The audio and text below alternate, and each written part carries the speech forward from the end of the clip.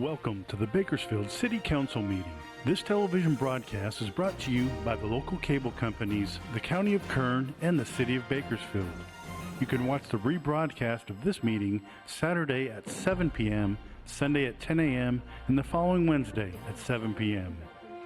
You can download the agenda for this meeting at www.bakersfieldcity.us. Presiding over this evening's meeting, the Honorable Mayor Karen K. Go. Good evening. It's my pleasure to call to order the 5:15 regular City Council meeting of December 15th, 2021. Madam Clerk, please call the roll. Mayor Go. Here. Vice Mayor Weir. Here. Councilmember Arias. Councilmember Gonzalez. Here. Councilmember Smith. I am here. Councilmember Freeman. Here. Councilmember Gray. Here. And Councilmember Parlier. Here. Thank you. At this time, we have the pleasure of having Councilmember Smith offer the invocation. Following the invocation, Indiana Vargas, who is a junior at Bakersfield Christian High School, will lead us in the invocation. Indiana is one of my appointees to the Youth Commission. She has a mere GPA of 4.875. She's a little stressed out tonight because she has a physics final tomorrow and she's got to keep up that GPA. She's on the debate team, the California Scholarship Federation's Honors Academy, and she's in the top 10% of the class. I'm going to guess it's a lot higher than the top 10%. So would you all please rise now for the invocation?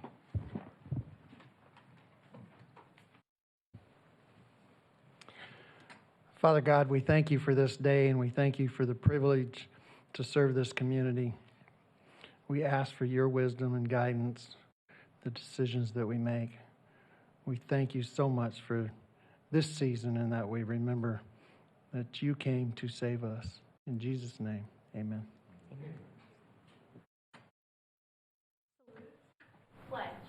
I pledge allegiance to the flag of the United States of America and to the republic for which it stands, one nation, under God, indivisible, with liberty and justice for all.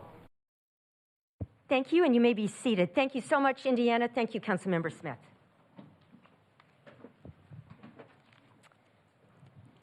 Here are a few guidelines to help our meeting run smoothly tonight, and welcome to all of you. We're so glad you're engaging in the process. We request that you turn off your phones. Please be courteous in the use of cameras and videos, and for safety reasons and as a courtesy to others, no signs are allowed in the council chamber or in the lobby. Applause is allowed during the presentations portion of the meeting, but not during other portions of the meeting. Everyone in attendance is expected to adhere to the rules of decorum established by resolution of the City Council on July 14th, 2021. Failure to abide by the city's rules of decorum, including any disruptive behavior that interferes with our ability to have an orderly and efficient meeting, prevents the City Council from conducting the business of the city. Consider this a first warning to everyone in the audience that conduct that disrupts the meeting may result in expulsion or the chambers being cleared. And now, Madam Clerk, next item, please. Public statements. Thank you. If you're here to make a public statement, please fill out a speaker card, give it to the city clerk. Statements are given a 3-minute time limit, 15 minutes per topic. If you have written comments that are longer than your verbal statement, please give them to the clerk, who will give copies to the council. If you're here on consent calendar public hearing items 9A through B, now isn't the time to speak. You'll be given an opportunity to speak when that item is called later in the meeting. We're very interested and concerned with your issues. However, due to the public notice requirement of the Brown Act, Council can't take action when an item isn't on the agenda. The Council can, however, refer your matter to committee or request that staff contact you. Again, please avoid any behavior that disrupts the meeting. Behavior that disrupts the meeting includes repetitive statements, going off topic, shouting, outbursts from the audience, and surpassing the 3-minute time limit. And just as a reminder, on November 17th, the City Council approved a revision of the time for public statements. It limits the time to each speaker from 3 minutes to 2 minutes and extends the time limit for each topic from 15 minutes to 20 minutes. And this will be effective starting in our meetings in January. Madam Clerk, do we have any public speakers? Mayor Go, we've received 2 public speaker cards this evening, both on separate subjects. The first public speaker is Gail Douglas. Thank you.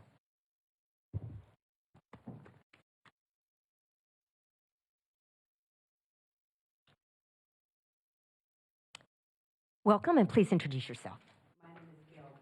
Good evening and Merry Christmas to all, okay? I'm here actually regarding a complaint I need to file with the City of Bakersfield. I thought we have a potholes on Brown Street from East Truxton Avenue all the way to California Avenue.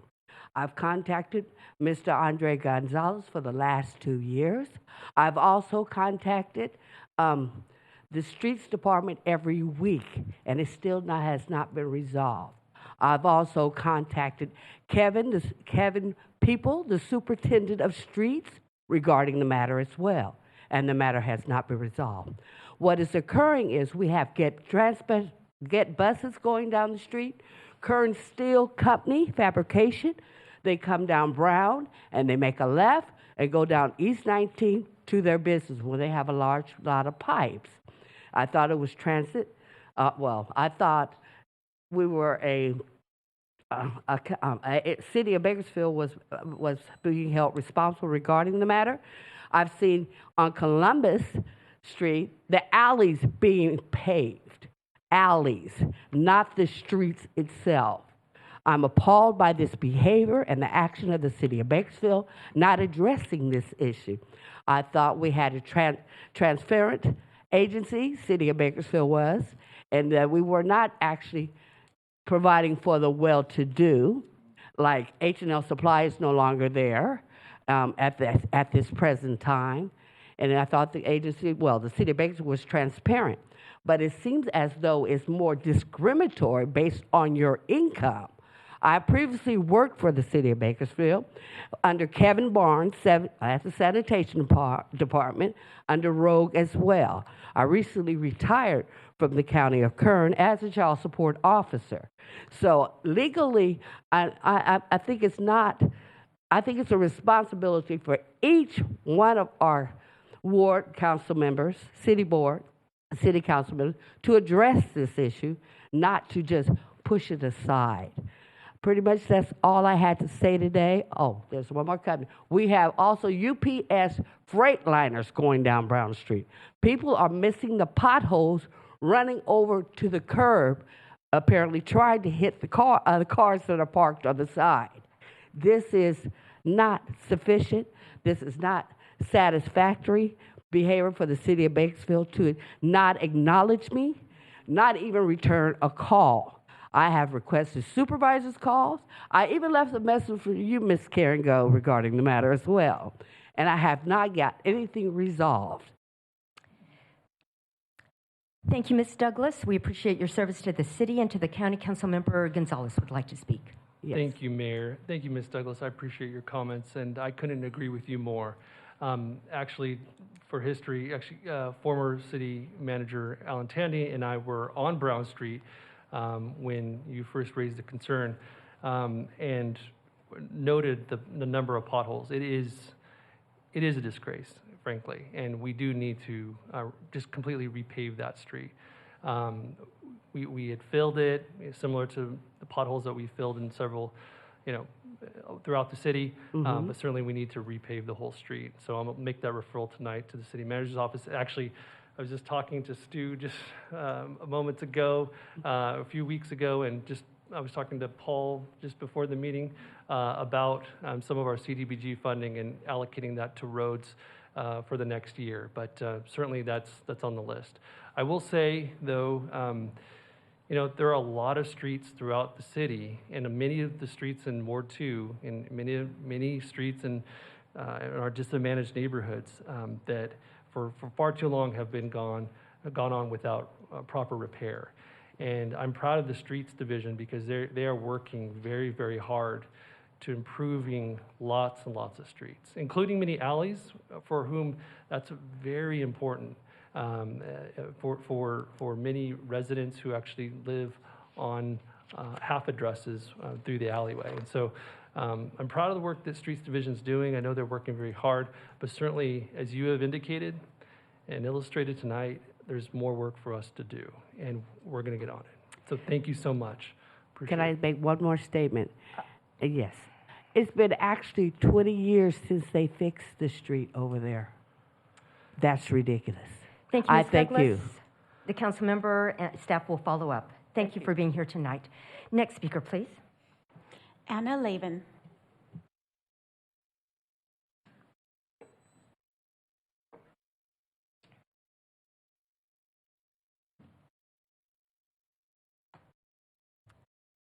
Welcome. Good evening, Mayor Go, council members. My name is Anna Lavin. I'm the Bakersfield-Kern Regional Homeless Collaborative Executive Director. And I believe that you should have two flyers in front of you. And I wanted to share with you a couple of events that are critical to the community. And one is an inaugural event. And make sure that both you as well as members of the public were aware of those opportunities. The first is that we've been working diligently with Mayor Go on an inaugural Homeless Persons Memorial Vigil. That is scheduled for Tuesday, December 21st at 10 a.m. at the historic Union Cemetery Sunrise section. We feel that this will be a really great opportunity to commemorate the lives of those experiencing homelessness. It really gives us some promise, I think, to be able to have the homeless service providers and their staff who work so diligently day in and day out with clients and those who are unhoused, to have an opportunity to remember those they really think of as family. And so we invite the public to come to that event as well, and to help us share in those remembrances. So far this year, we're aware that approximately 86 people have passed away. And so we really want to honor the memory of those individuals. The second piece event is a larger event, larger in scale. It happens next year, but it's one that is oftentimes really important as well, and it's the point in time count for 2022. You may recall that last year, as a result of COVID and the worldwide pandemic, we had our point in time count looked a little different. We used our HMIS system to generate those numbers. We are back to a face-to-face point in time count. And so our request, and I know that the city as well as the county have always supported us. They've encouraged their employees and their staff to participate. That will be taking place on in the wee hours of January 26th from 4 a.m. to 8 a.m. And anyone who's interested in volunteering to help us with that point in time count, we need at least 400, if not 500 volunteers to support those efforts. And it's really critical work. Doing a point in time count allows us to have a better understanding of what's taking place in our community with regard to those experiencing homelessness. And we seek to reach all 8,000 square miles of our community. So I encourage everyone to sign up. You can go to the BKRHC website at bkrhc.org. There's an immediate pop-up. It's a really easy way of volunteering and giving back to the community. And I want to thank, of course, all of you for your ongoing support of that effort as well. Thank you, Ms. Levin. Councilmember Gray. Well, first of all, good evening. Thank you, Mayor, for coming and giving us this information and for the work that you're doing with the homeless, because we need all the hands on deck that we can get out there, that's for sure. But I did notice in your flyer, you've got January 26th in one place, and you've got June 26th under number 3, show up. So that, is it January 26th? It is January 26th, Okay. And luckily we gave you a draft. We haven't put the flyer out yet, so thank you for Okay. helping us edit. I just wanted to make sure we were all on the same page. Yeah. All right, thank you so much. Thank you, Ms. Levin. Madam Clerk, next item, please. Appointments item 7A, one appointment at large to the Fire Department Civil Service Board to serve a term to expire on December 31st, 2024, due to the term expiration of Michael George, which expires December 31st, 2021. One application for appointment was received from Michael George. Vice Mayor? Thank you, Mayor. On 7A, I move appointment of Michael George. You have a motion. Please cast your votes.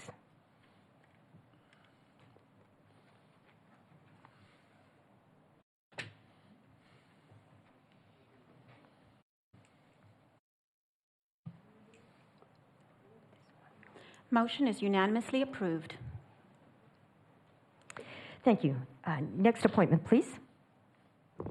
I move appointment to the Miscellaneous Department Civil Service Board of Nyla Hogan. Thank you. You have a motion. Please cast your votes.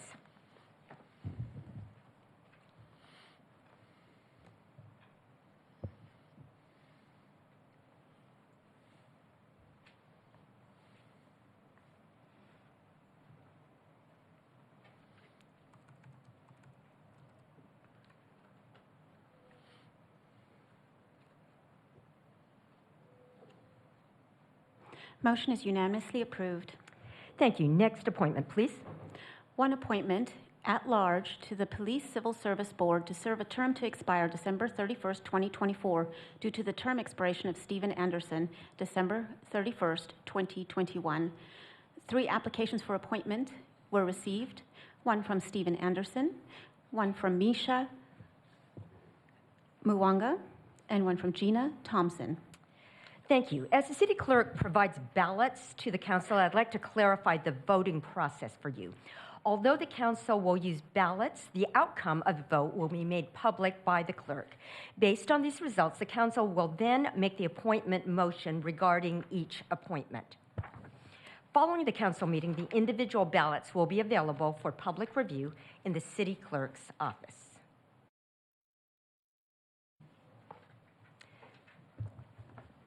So council members, just fold them and pass them to the middle, please.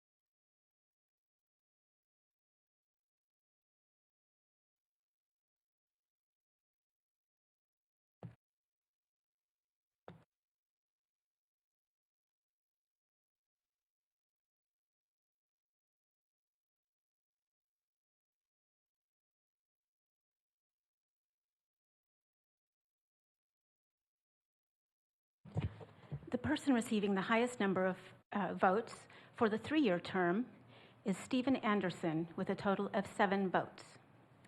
Thank you, Vice Mayor. I move appointment of Stephen Anderson to the Police Civil Service Board. You have a motion. Please cast your votes.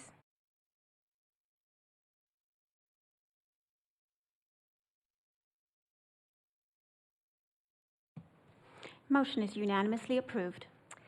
Thank you. And we have Mr. Anderson here in the audience. Thank you so much for your service. It's been many, many years of service, and we really appreciate your service and your willingness to continue to serve.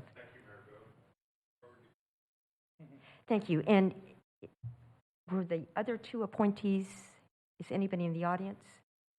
No. Madam Clerk, next appointment, please.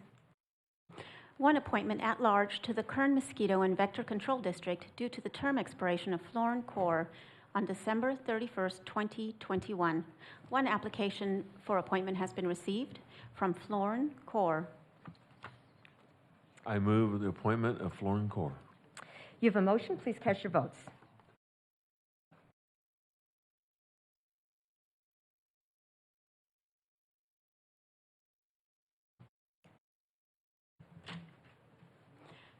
Motion is unanimously approved.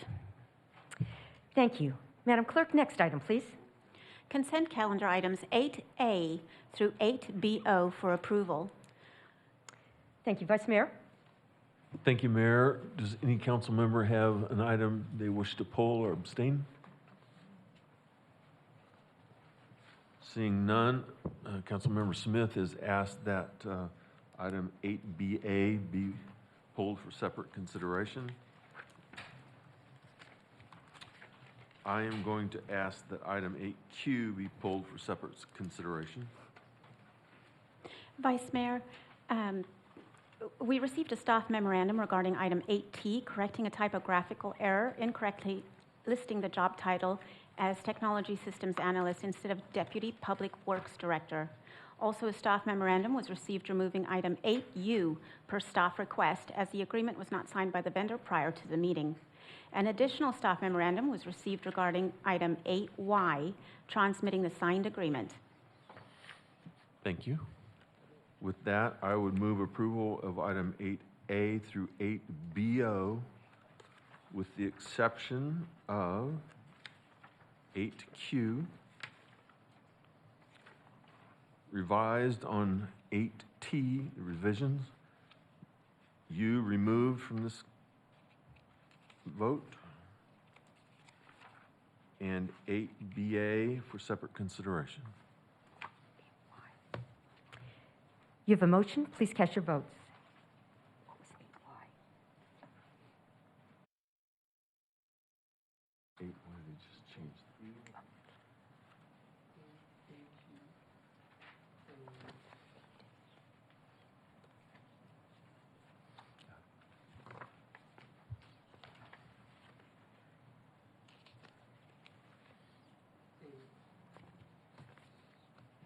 Motion is unanimously approved. Thank you. And now, Vice Mayor, 8Q. Thank you, Mayor. This item is a pretty specific item, and while I understand there are people in the city that should have raises and should be at market rates, I don't believe that we do that by picking out one or two or three people and making those adjustments. I think that's not appropriate, and I don't really want us to do that. We have a class and comp study coming in, or we have other ways that we can devise groups for salary increases. We have other ways that we can do that, and I just do not like identifying certain people to receive an increase in pay. So if somebody else would like to make the motion on that, I appreciate that.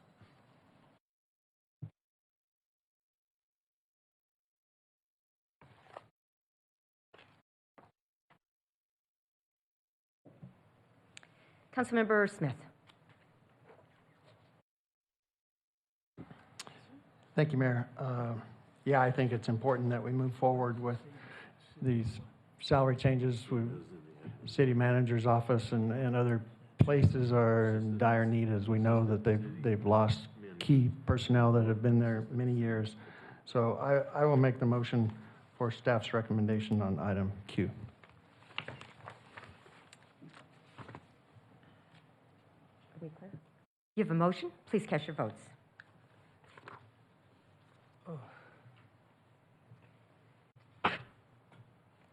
Mayor, I had a request to speak. Oh, I'm so sorry. Councilmember Smith. Freeman. Okay. Change your name. I just want to be sure I understand the staff's recommendation is on just two positions. It's not on, out of all the positions, this is really just on two specific positions. Am I correct in that? Correct, Councilmember Freeman. These are two classifications. There are actually no incumbents currently in either classification. It's for the Assistant City Attorney and Assistant City Manager. We have two Assistant City Manager vacancies. And to take an opportunity, this is a position that we've had challenge in filling and feel that won't be able to fill without these market adjustments, and acknowledge and recognize the concerns that our preference is to take these up collectively in our class and comp process. But the timing is imminent and these positions are needed. And without this adjustment, we'll be unlikely to make successful placements for the two vacant assistant city manager positions. Have you done a process where you have a survey of what the different quartile assistant city managers make from, I guess comparable cities, perhaps? Have you done that in this analysis? And where do we stand as far as, are we 5% below median, 10% below, kind of, where do we stand? Councilmember Freeman, and through the chair, we did conduct an analysis with our peer cities list that we do for our other classifications. If you look at raw numbers, we're more than 30% below market. We did some... You said 30? 30. We did some cost of living adjustments because that's relevant to even our benchmark cities. There's different costs of living in those.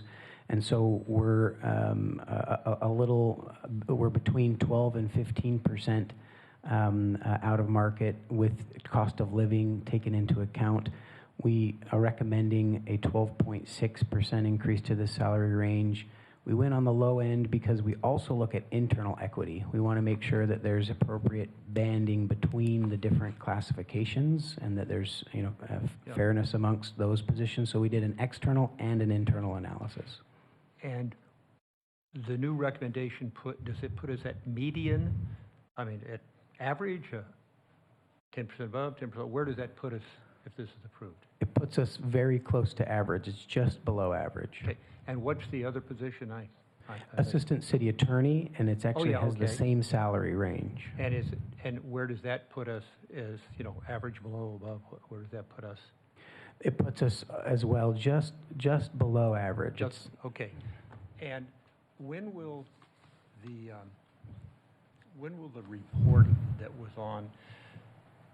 At least it was on all the white-collar employees. I'm not sure we've been talking for 6 months about getting a study in, so we could take a look at where we're off on all sorts of positions.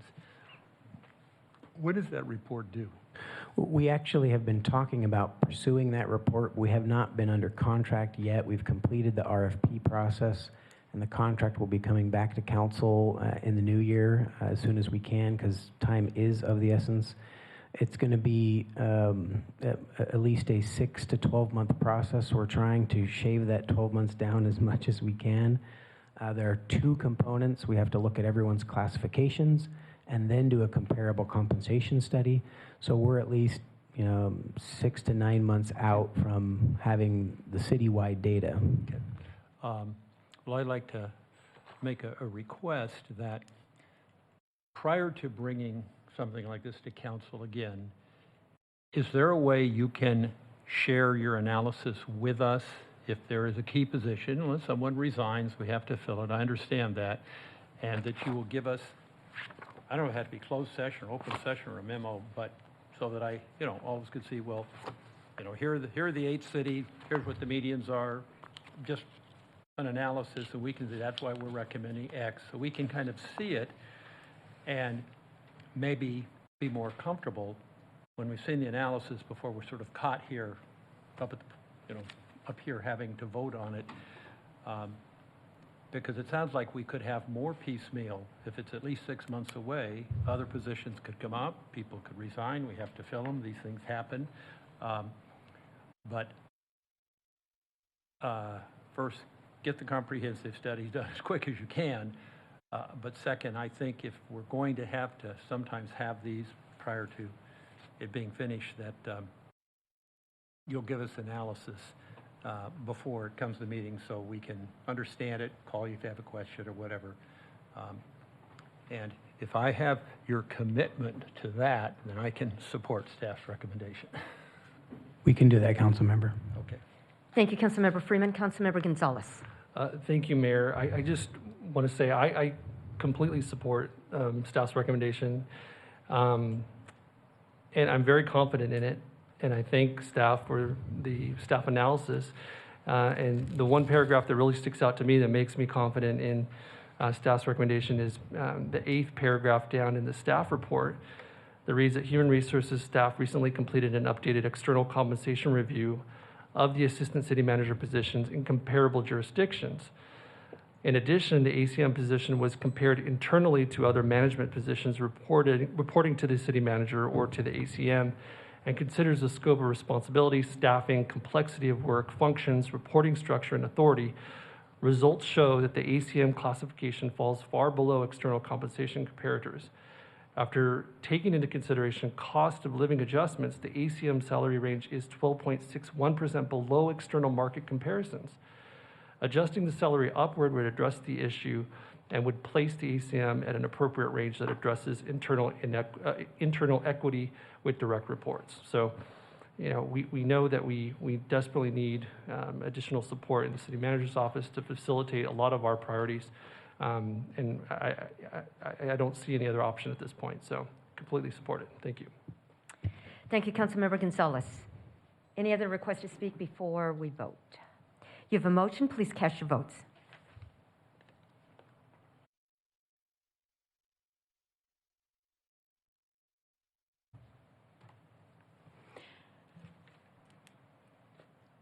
Motion is approved with Vice Mayor Weir voting no. Thank you. And now, item 8BA, Councilmember Smith. Thank you, Mayor. This is a contract for a multi-use path on far west Bakersfield, and I've worked for some time to try and get access for that part of town. Is very difficult, and this path ties in that whole section of town to the Kern River bike path, and it's a great addition. I want to thank Bolt House Properties. They worked with us. They reserved easements, access through the neighborhood. Kern County Water Agency, we crossed one of their canals, and we have a bridge over their canal. They worked with us.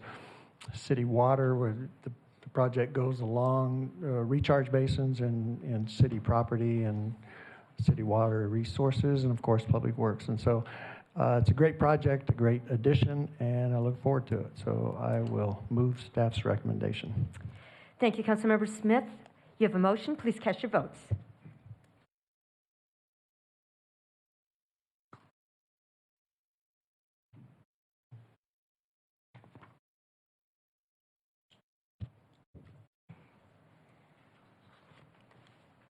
Motion is unanimously approved. Thank you. Madam Clerk, next item, please. Consent calendar public hearing items 9A to 9B for approval. Thank you. It's now time for the consent calendar hearings. The purpose of this section is to vote on all of the items listed under consent calendar hearings in one motion without further comment. If anyone would like to speak on any of the hearing items listed, the item must be removed from this portion of the agenda. If an item is removed, it will be placed at the end of the regular public hearings portion of the meeting. At this time, I'll open consent calendar public hearing items 9A through B. Is there anyone in the audience who would like to request that the hearing item be removed from the consent calendar? If so, please come forward. This isn't the time to take testimony, only to remove the item. Seeing none, does any council member wish to remove an item from the consent calendar hearings? Seeing none, at this time, consent calendar public hearings items 9A through B is closed. Vice Mayor? Thank you, Mayor. I move staff's recommendation on items 9A and B. Thank you. You have a motion. Please cast your votes.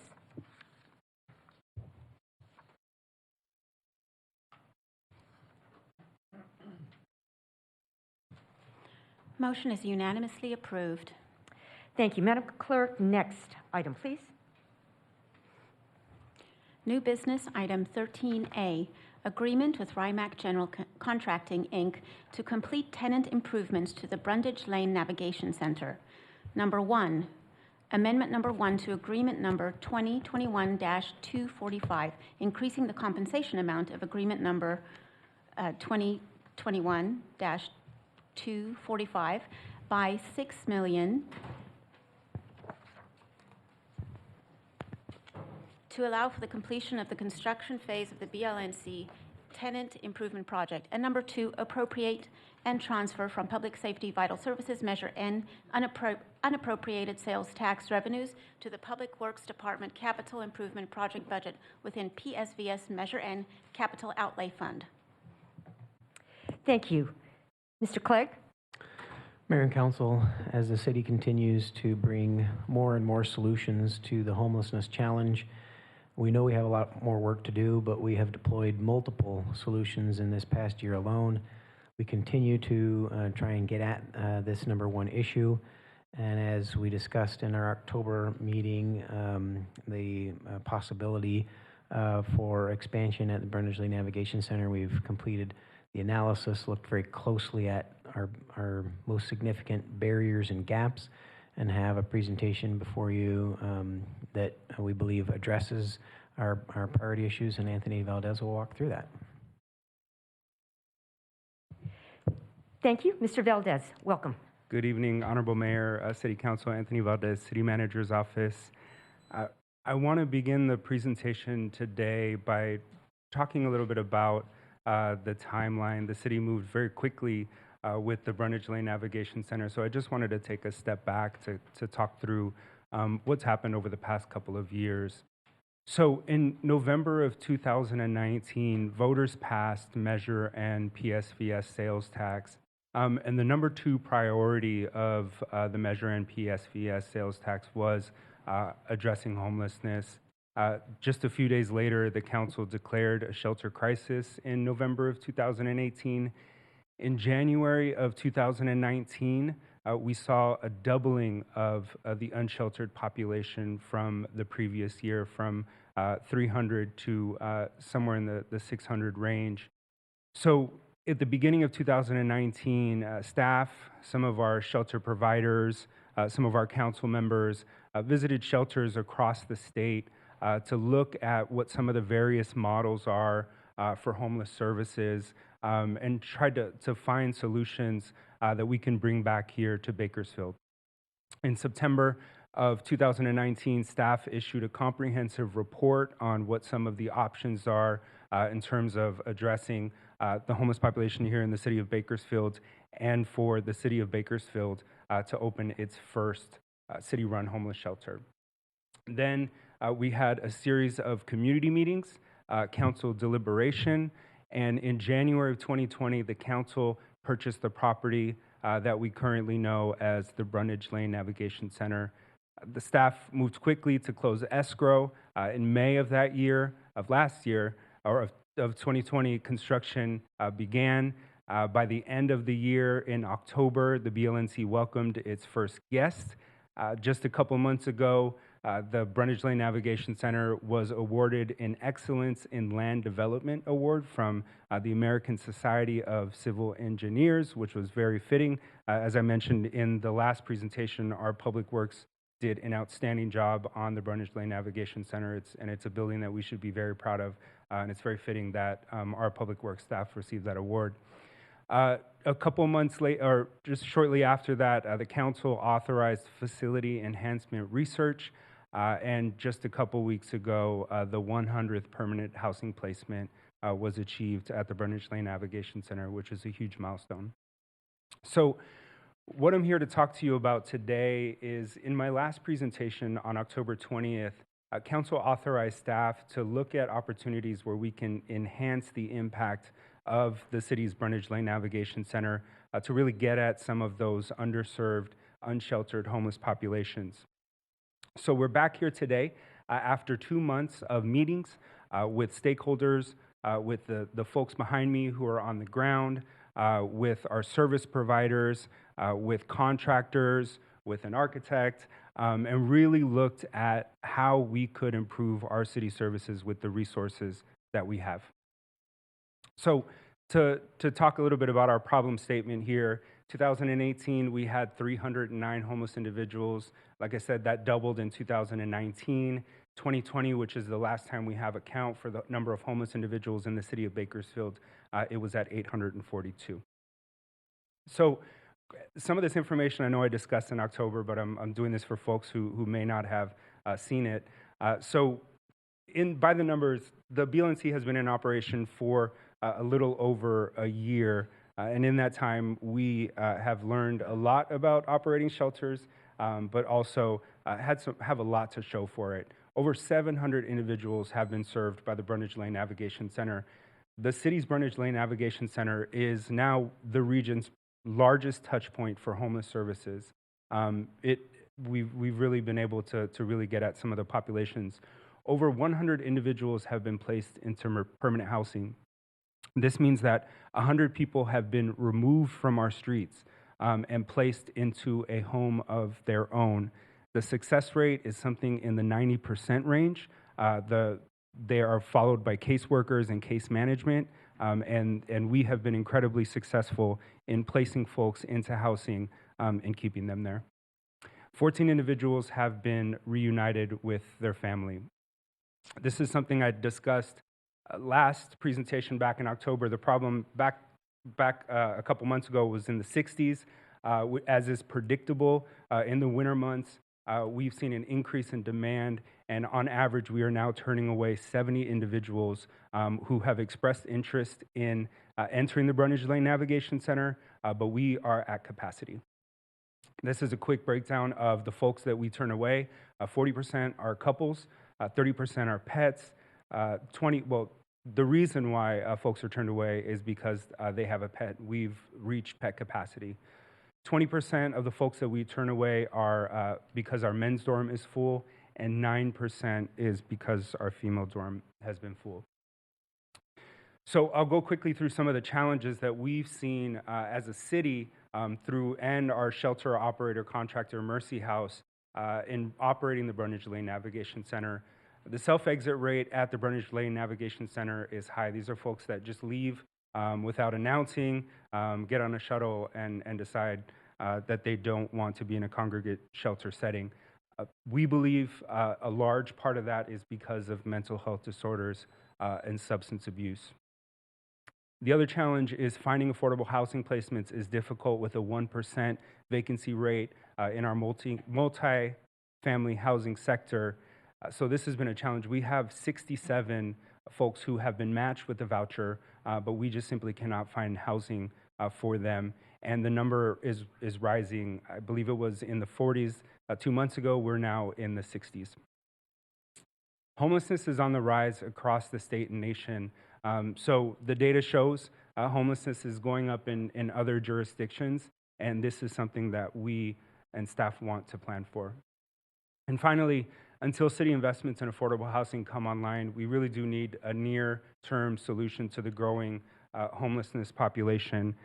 In a month, the second council meeting in January, the Economic and Community Development Department staff will be coming to you with a affordable housing plan to talk through some of the significant investments that the city has been making in affordable housing, $5 million a year in PSVS measure and funds for affordable housing development, and the city plans to spend something like $20 million in our ARPA funds on the development of affordable housing.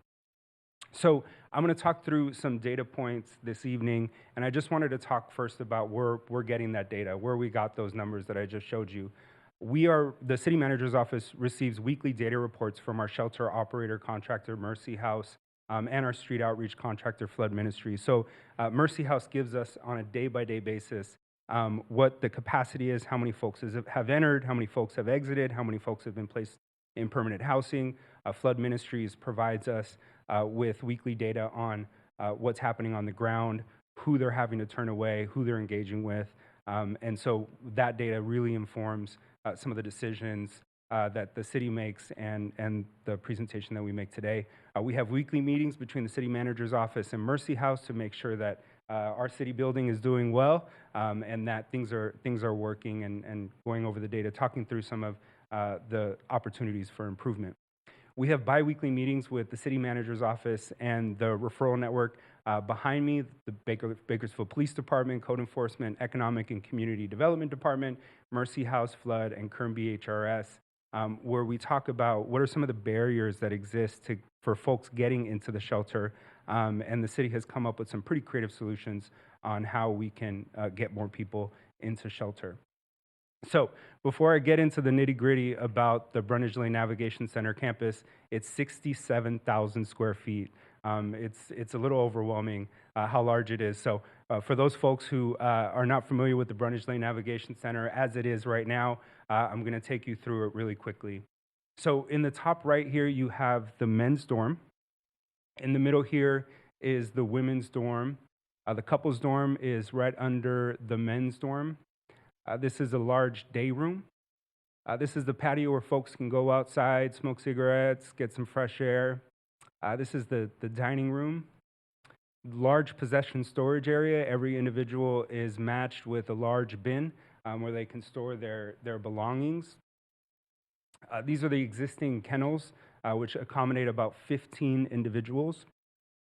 And we have a dog run here as well. This is the service provider wing where caseworkers work out of. Kern Medical has their exam rooms there on campus as well as offices for behavioral health and recovery services and the Kern County Department of Human Services where they're on site providing direct services to the individuals. The parking lot on the west side is for guests and shuttles. The large parking lot on the east side is for staff. We're also using part of the parking lot in just a few months for some of the heavy equipment that code enforcement has to use. We've also fenced off the northern part of the lot for folks that have inoperable vehicles. So we either code enforcement or PD tows the car on site so the individual is not on the streets living in their car. We have some. And I'll also point out that on the bottom right corner there, you see that there's 15,000 square feet of future use space. So when the council authorized the purchase of the site and the construction budget, one of the things the city wanted to do is leave some space available for future use. However, it may be useful to the city. So there's two major questions that we looked at as staff over the past couple of months and over the past year for that matter as we entered the homeless services landscape. And number one, the question is, what homeless subpopulations can be better served by congregate shelters?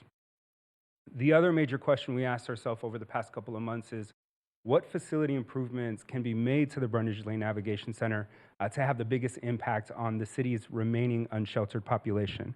So again, in 2020, there were 842 unsheltered individuals. Last year, there were 400 beds that came online that the city contributed to. So we know that there is still a gap based on the information that's available from the point in time count, but also based on the fact that we're turning away 70 people a week. So I'm going to start off by talking about homeless subpopulations that are underserved but are not appropriate for what we consider traditional congregate shelters. The first is youth. Youth under the age of 18 are served with their families and women and children at the Bakersfield Homeless Center, and they provide that critical service here. But youth underage, and for that matter, youth that are recently out of the foster system, they do better, we have found, in what's called scattered site locations. The California Veterans Assistance Foundation has started what has been a successful scatter site system for youth, but in many cases, they're really not appropriate for congregate shelters. Single fathers, the Bakersfield Homeless Center will be starting construction on a new campus very soon, and one of the things that they will be serving are single fathers. Traditionally, the shelter has served women and children, but this is a real subpopulation that is underserved. The other two are convalescent facilities and long-term care facilities. These are folks that do not have control of, say their bowels or able to eat or walk. And in order to go into the Brundage Lane Navigation Center, you need to be in control of what are called ADLs. And so there is some promising funding that's coming to, hopefully to the region through the new California AIM program that starts January 1st, because this seriously is one of the biggest lacking components of care here in the city of Bakersfield, but there's some promise for what's to come. So with all of that said, there are opportunities to have a large impact on the existing and future unsheltered populations in the city of Bakersfield, particularly around couples, pet owners, single men, single women, and hospital discharges. And I'll go into each of those different subpopulations. And based on staff's findings and review of the data, some facility improvements that we think really could maximize the city's use of the investment in the Brundage Lane Navigation Center. So the first staff recommendation is the construction of a new men's dorm in the 15,000 square feet of unused space in the Brundage Lane Navigation Center. That'd be accomplished by adding 2 dorms. There are some concrete walls in the building. So the Brundage Lane Navigation Center had been built over multiple generations, and so there are multiple external walls throughout multiple parts of it. So we just can't knock through some of the walls. So we couldn't create a contiguous a dorm, but it works out because Mercy House would like to pilot what they call an honor dorm. It could be for the elderly, for folks who have helped out there, for veterans, you name it. We can create a specialized dorm for some of these folks. The other dorm to the left would be larger capacity and would bring our male capacity from 76 to 109. So in order to do that, what we would do is we would convert the existing men's dorm in the top right to a women's dorm, and that would bring our capacity for women from 54 to 76. The existing women's dorm up there in the middle would then be converted to a couples dorm, and we would bring our capacity from couples from 20 to 64. Again, couples is the largest group of folks that we turn away. There are dozens of people on our streets who would rather stay with their partner than be separated into, say, the Bakersfield Homeless Center as a woman and the Mission as a man, or sleep in separate dorms. They'd rather sleep in their car or be on the streets than be separated from their loved one. So with the men's dorm alone, that would bring the total capacity from 150 to 249. And so in order to be able to accomplish the expansion, there are some other additional amenities that we propose adding. We would need to construct a men's restroom to increase the capacity for the restrooms. We would need to convert the women's restroom. The existing men's restroom would need to be converted into a women's restroom up in the northern part of the dorm. And so the way we would accomplish that is by turning the urinals into toilets. We would need to expand the laundry room, which is the tiny little yellow dot that just popped up. The laundry room facilities are going 24 hours a day, and so we really would need to increase capacity to be able to accomplish that. And finally, staff are recommending we construct men's patio right off of the men's dorm. So if you look at the photo here, you'll see the men's dorm and then the patio, which is a little bit in the middle of the building to the left. So you would need to traverse the 67,000 square foot building to go outside, up into the day room and down into the patio. And we think, based on experience from the service providers, that what that's going to result in is probably folks smoking in the bathroom. So we really do want to have that patio right outside the men's dorm to protect our city building. And the other thing we would do is remove a few of the offices that are next to the dining room to expand the dining room capacity there and move some of those offices down into the service provider wing. So I'll talk a little bit about caseworkers. So at the Brundage Lane Navigation Center, they're called housing navigators. And the reason they're called housing navigators is because the number one priority of our shelter operator, Mercy House, is to get folks into permanent housing. And that's the number one priority of our caseworkers, also called housing navigators. They do the intake, which is about a 2-hour process as individuals come into the shelter, figure out what needs that individual has, match them with appointments at Kern Medical, Behavioral Health and Recovery Services, rehab, you name it.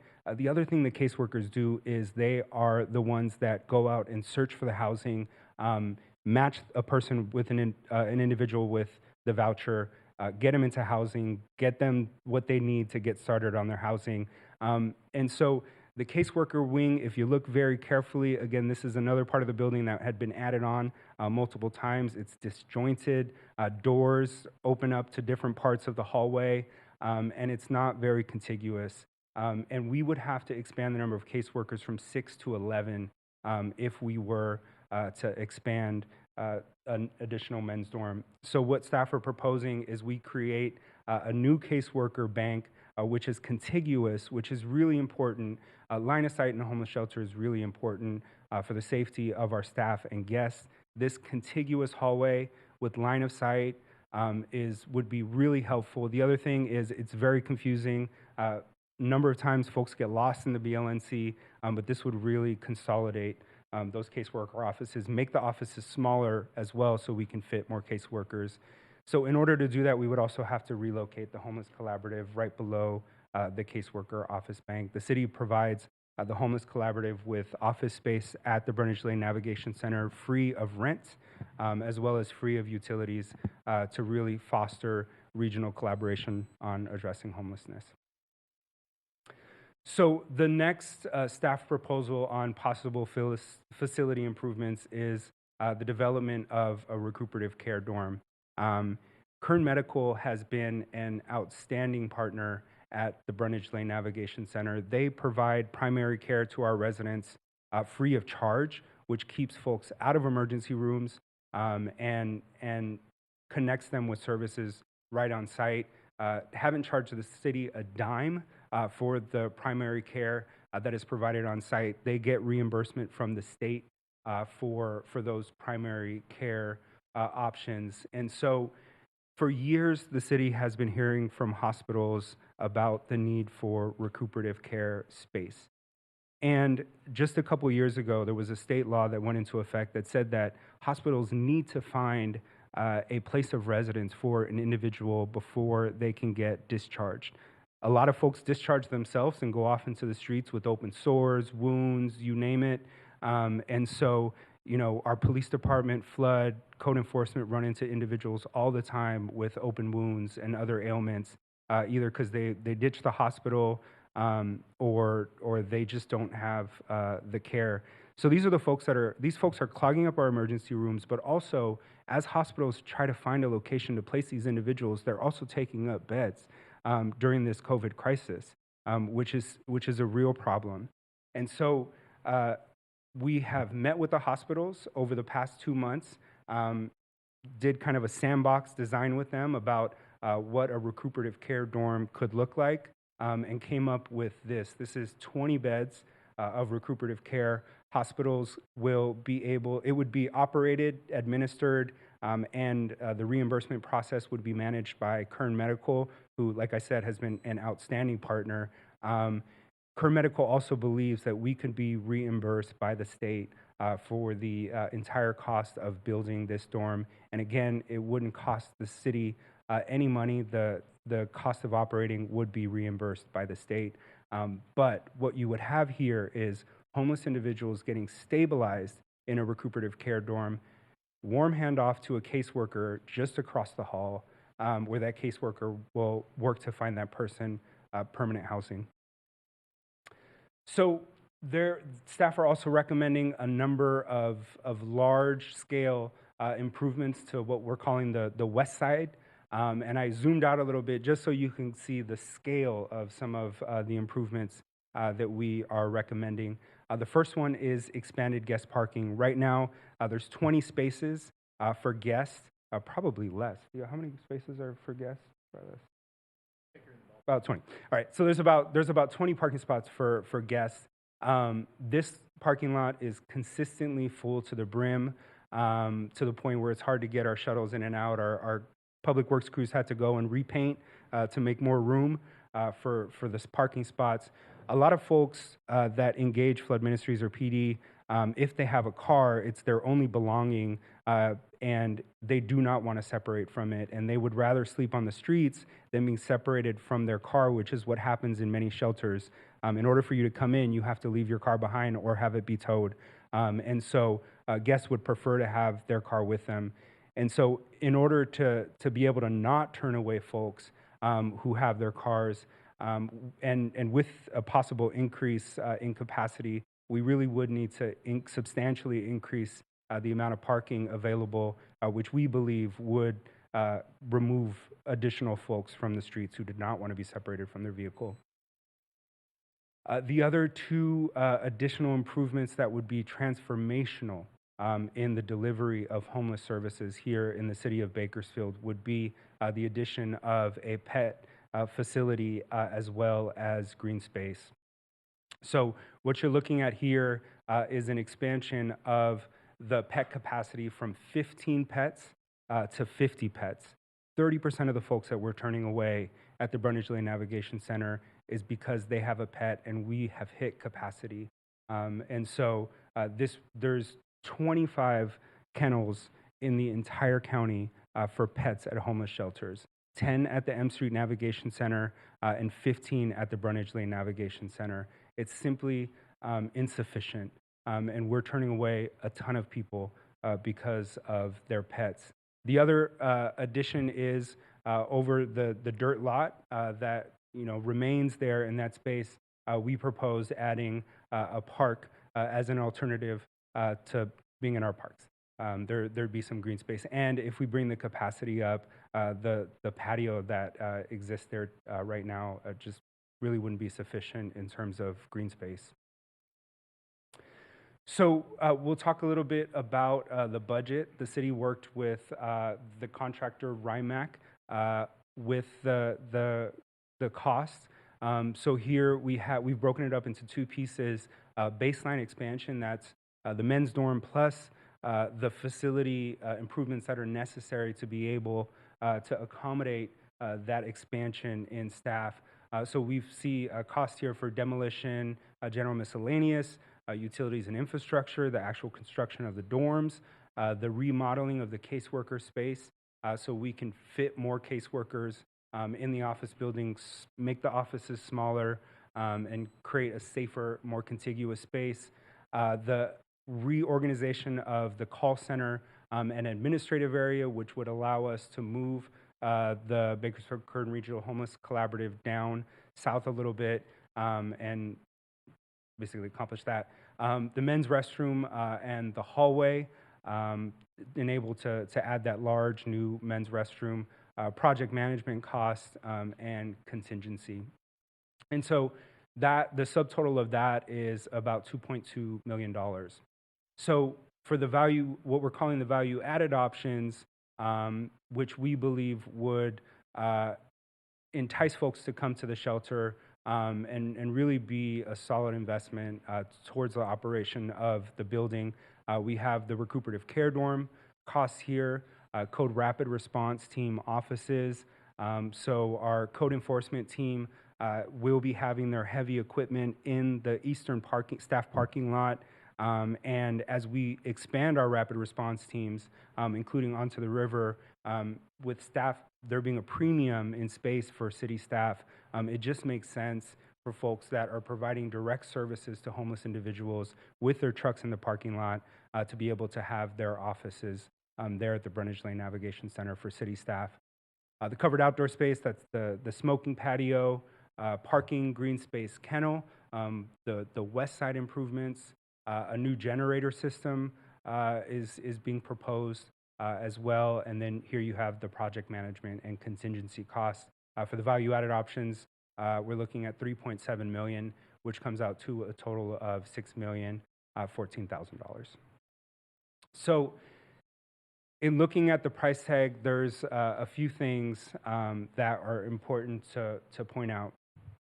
With the initial construction of the Brundage Lane Navigation Center, a super majority of the work that was done on the facility was done by our Public Works and Park staff. So from May through October, and then about 3 months beyond as we were finalizing the kitchen, and then in the wintertime as we saw the surge in COVID and our Public Works teams was back out there turning a maintenance room into an isolation dorm, it had a serious impact on our city staff's ability to address some of council goals, whether they be medians. Our parks team was out there for 2 months doing the irrigation system, building the patio space, building some of the outdoor spaces. And so in order for us to not have a huge impact on our ability to address some of council goals, we really would need to contract the work out so that we can keep our city staff focused.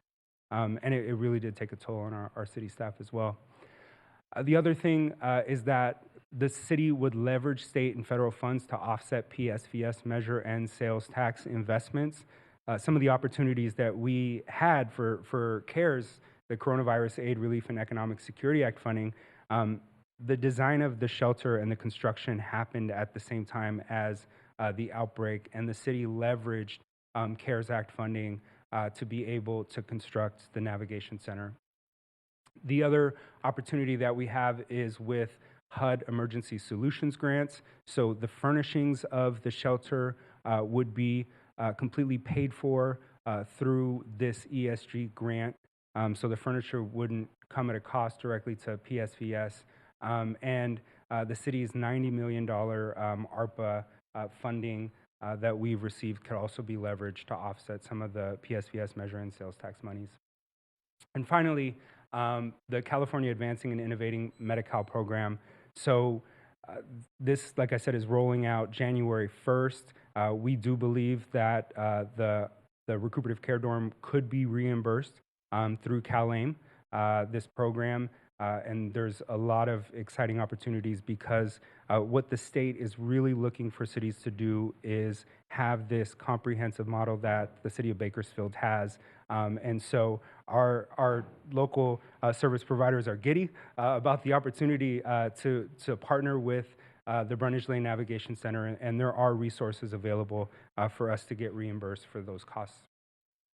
So the city is working with RIMAC General Contracting. In October, council authorized staff to work with RIMAC. RIMAC has provided the city with assistance in the past with the public safety training facility, with the initial construction of the Brundage Lane Navigation Center for some of the more technical aspects. RIMAC worked with us. City staff have found RIMAC to be fair, diligent, and on budget in all of the times that we've worked with them. And so we're excited at the possibility of working with RIMAC once again. And finally, we asked our shelter operator, Mercy House, to do and analyze what it would cost for us to increase capacity. The annual operations today is $3,184,000, and that amount, in order to add, to bring it up to the number, it would be an additional $2.5 million. So that would be in addition to the $3.1 million. And so staff recommends today that council approve amendment number 1 to agreement 245. That was the agreement that came to council back in October, which authorized the initial design process, which we've been through over the past couple months, and now are coming to you with staff recommendations that we authorize $6,014,000 for the completion of construction at the Brundage Lane Navigation Center. And the second staff recommendation is that council appropriate and transfer $5.8 million from the Public Safety Vital Services measure and into the CIP fund that was created for the construction of the BLNC. There's a couple $100,000 discrepancy that you'll see here between the 5.8 and the 6, and that's because the city had about $400,000 in savings from the initial construction. We did not spend as much as we thought we would, and so we have that $200,000 available to use for this, which brings the price down to $5.8 million. And so with that, I'll open up for questions. Thank you, Mr. Valdez. Councilmember Gonzalez. Thank you, Mayor.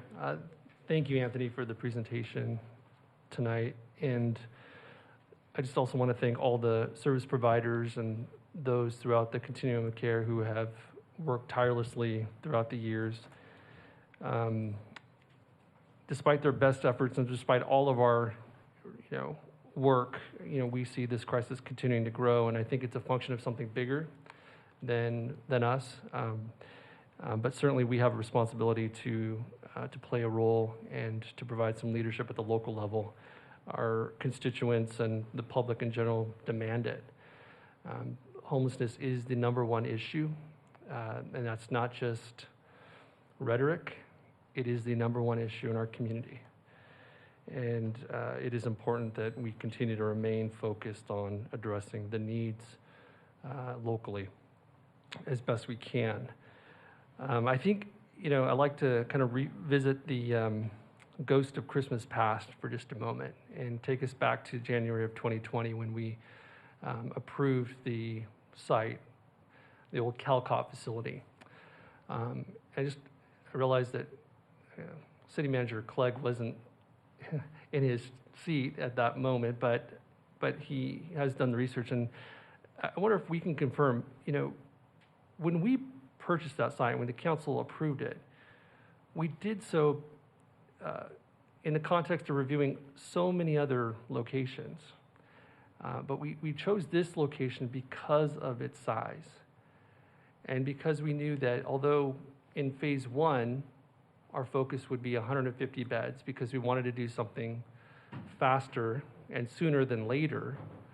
But we knew that in the future, and we had the foresight that this crisis was going to continue to grow and that we would need to engage in a second phase and perhaps even a third phase. But within the staff report, it states that this site was optimal because of its capacity. Thank you, council member, and through the chair, that is correct. There were pros and cons to different sites, but the size was appealing. A couple thoughts on that topic. As we've been able to work with service providers, it's allowed us to create really I think an emerging best practice or promising practice on how to organize a shelter. It gave us the space to include those wraparound services with mental health and with medical, and so our providers have said, that's exciting that we can do it the right way because we have that footprint. I would confirm that there was the intention and expectation that we would look at expansion. I think it was always with a caveat of assessing the first phase and reaching out to the community, and I feel we've done both of those pieces to now contemplate this expansion. And I would also just reflect that we're not talking about building a brand new facility. We're talking about how do we maximize the space that we have today. If we were coming forward to say, completely new construction, second site, that would be a very different conversation. I wouldn't be recommending that today. But we're talking about how do we maximize the 15,000 square feet that's unused today that we can be using. And possibly, quite possibly, a far more expensive proposition should we have to find a new location. Thank you. And you mentioned it, and that was my second question, was what has been the activity related to engaging the community? If you can describe that for the full council. Thank you, council member. I'll do that, but also rely on our partners who do much more of the engagement if I leave anything out. But I have to speak with credit to Mercy House because they do community engagement every week and many days a week. They have a dedicated staffer who's responsible for engagement, who walks the neighborhood, who talks to the neighbors, who reaches out to the businesses and ensures if there's any issues, how can we address that. We've also held meetings where there have been an invite and an all-call. We had a meeting earlier this year where we invited everyone who had provided their contact information at all of the previous hearings and meetings on the original decision where you had long lines of people making public comment. They were all invited to come to a public meeting to discuss the first 6 months of operation of the BLNC and any concerns that they had, and we only had one individual attend that meeting.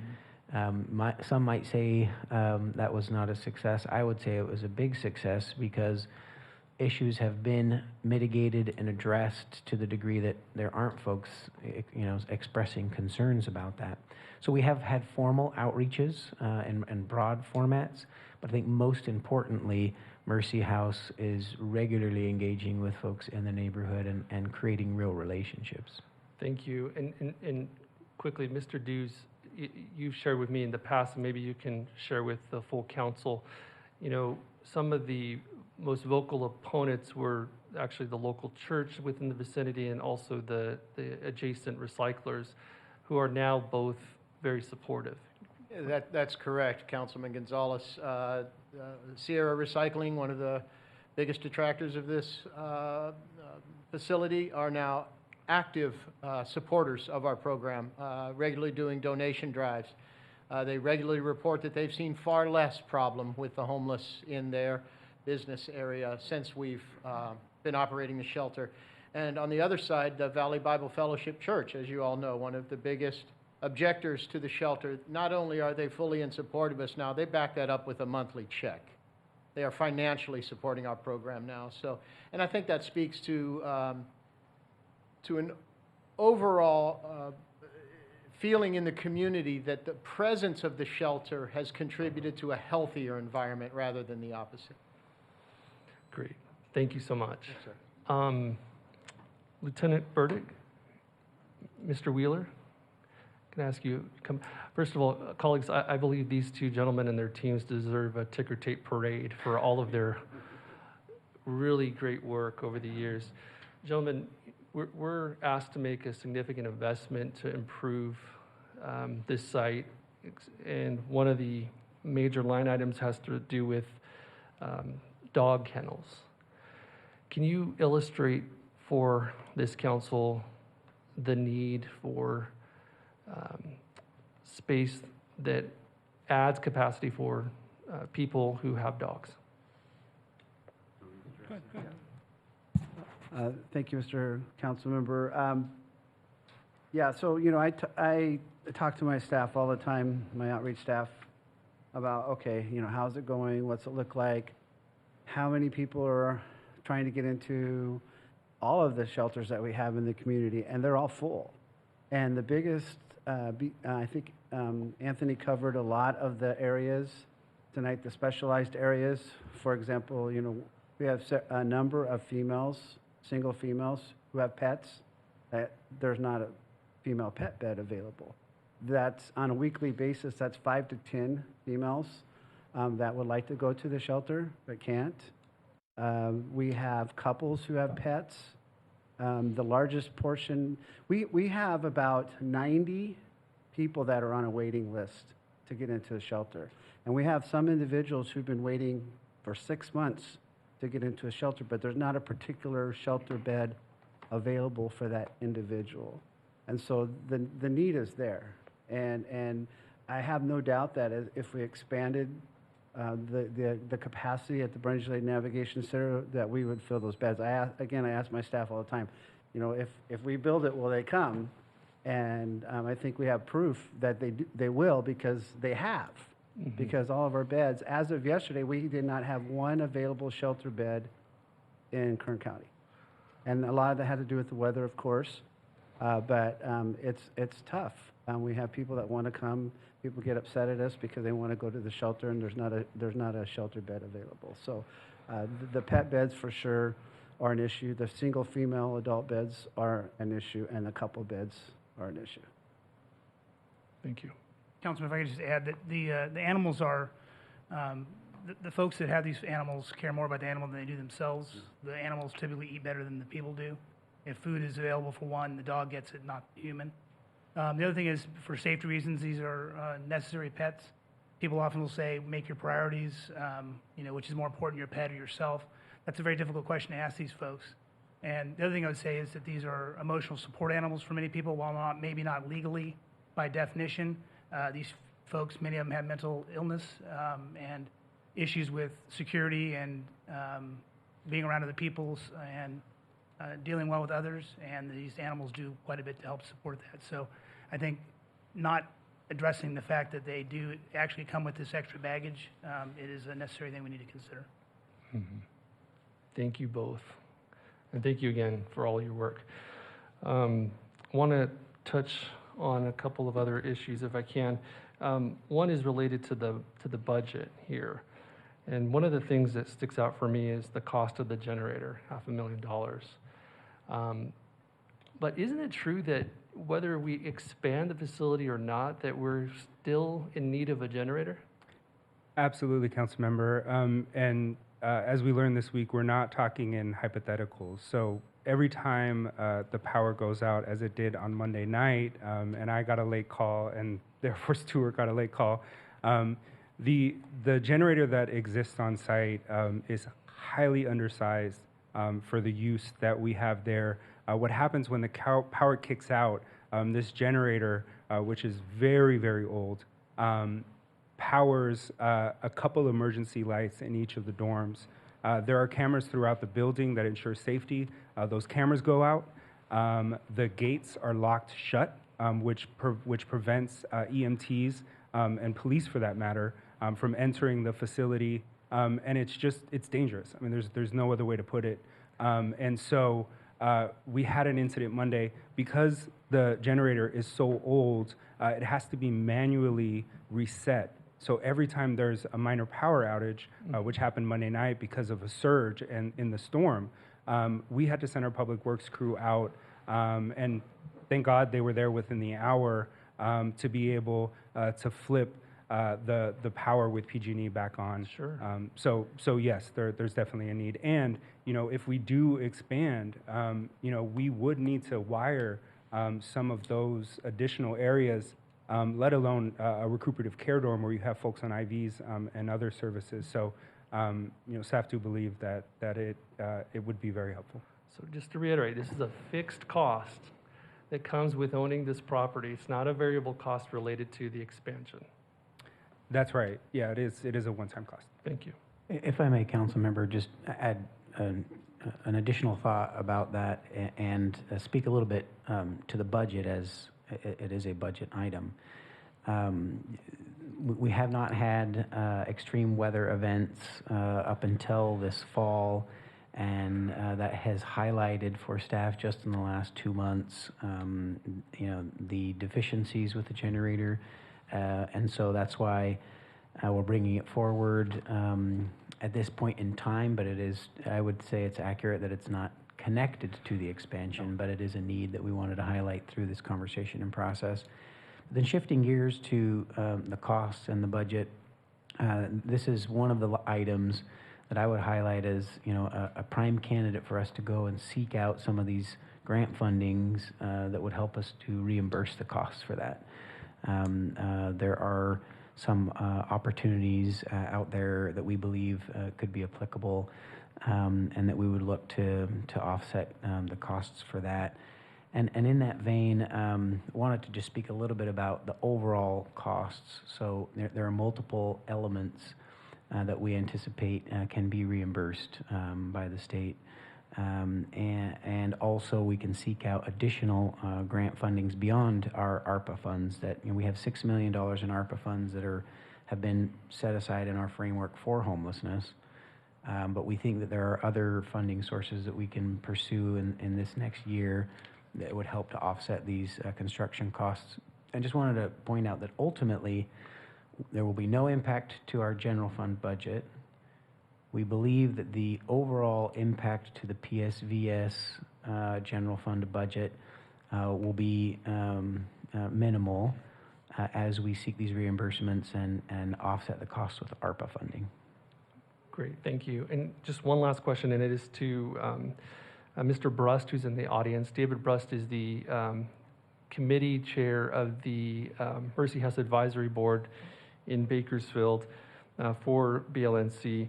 And the reason I want to bring you up, Mr. Brust, is because, sorry to put you on the spot, but there's a level of community support that has been given to BLNC. So it's not, we're making this public investment, but there's also many private donors who are contributing. Can you just illustrate that for us as well, so that the full council knows what's going on? We just had a wonderful fundraiser recently, right? Yeah, thank you, Councilman Gonzalez. I appreciate the warning. Yeah, we're working on several fundraising events to fill in some of the gaps from what the city of Bakersfield's funding is for the shelter, and some of the needs that are needed at the shelter. We just had a fundraising event, a pickleball tournament that grossed $21,000, and we've got some other plans going on. A dinner that we're focusing on, probably the end of April, beginning of May. Those sorts of things that we're going to do some fundraising. And also we've formed some committees in our advisory board. We just had a meeting on that today to look for some larger donors within our community and corporations, quite frankly, to come in and help us fill some of the gaps that we need to fill. Fantastic. And Thank thank you for your work as well. I'll just close by saying, the other night I was leaving my office. I was working late. It was around 11:30 at night. It had just rained, or it was raining, and there were 5 people sleeping right underneath the carport, right next to my vehicle. And they asked me if they could stay. I said, of course. And we started chatting, and it was a cold night, very cold. And I asked them, why have you considered going to the Bunches Lane Navigation Center? And they said, yes, we've been waiting. We've been waiting. So there are people on our streets right now who are desperately in need of shelter, and they're waiting to get into this shelter. So I'm going to make the motion tonight to approve staff's recommendation. Thank you. We have a lot of requests to speak, so I'm going to ask us to take an 8-minute break, and we'll be back at 6:50. Okay, let's gather together and continue. 1, 2, 3, 4. Julie, ready to go? Okay. All right, Councilmember Freeman.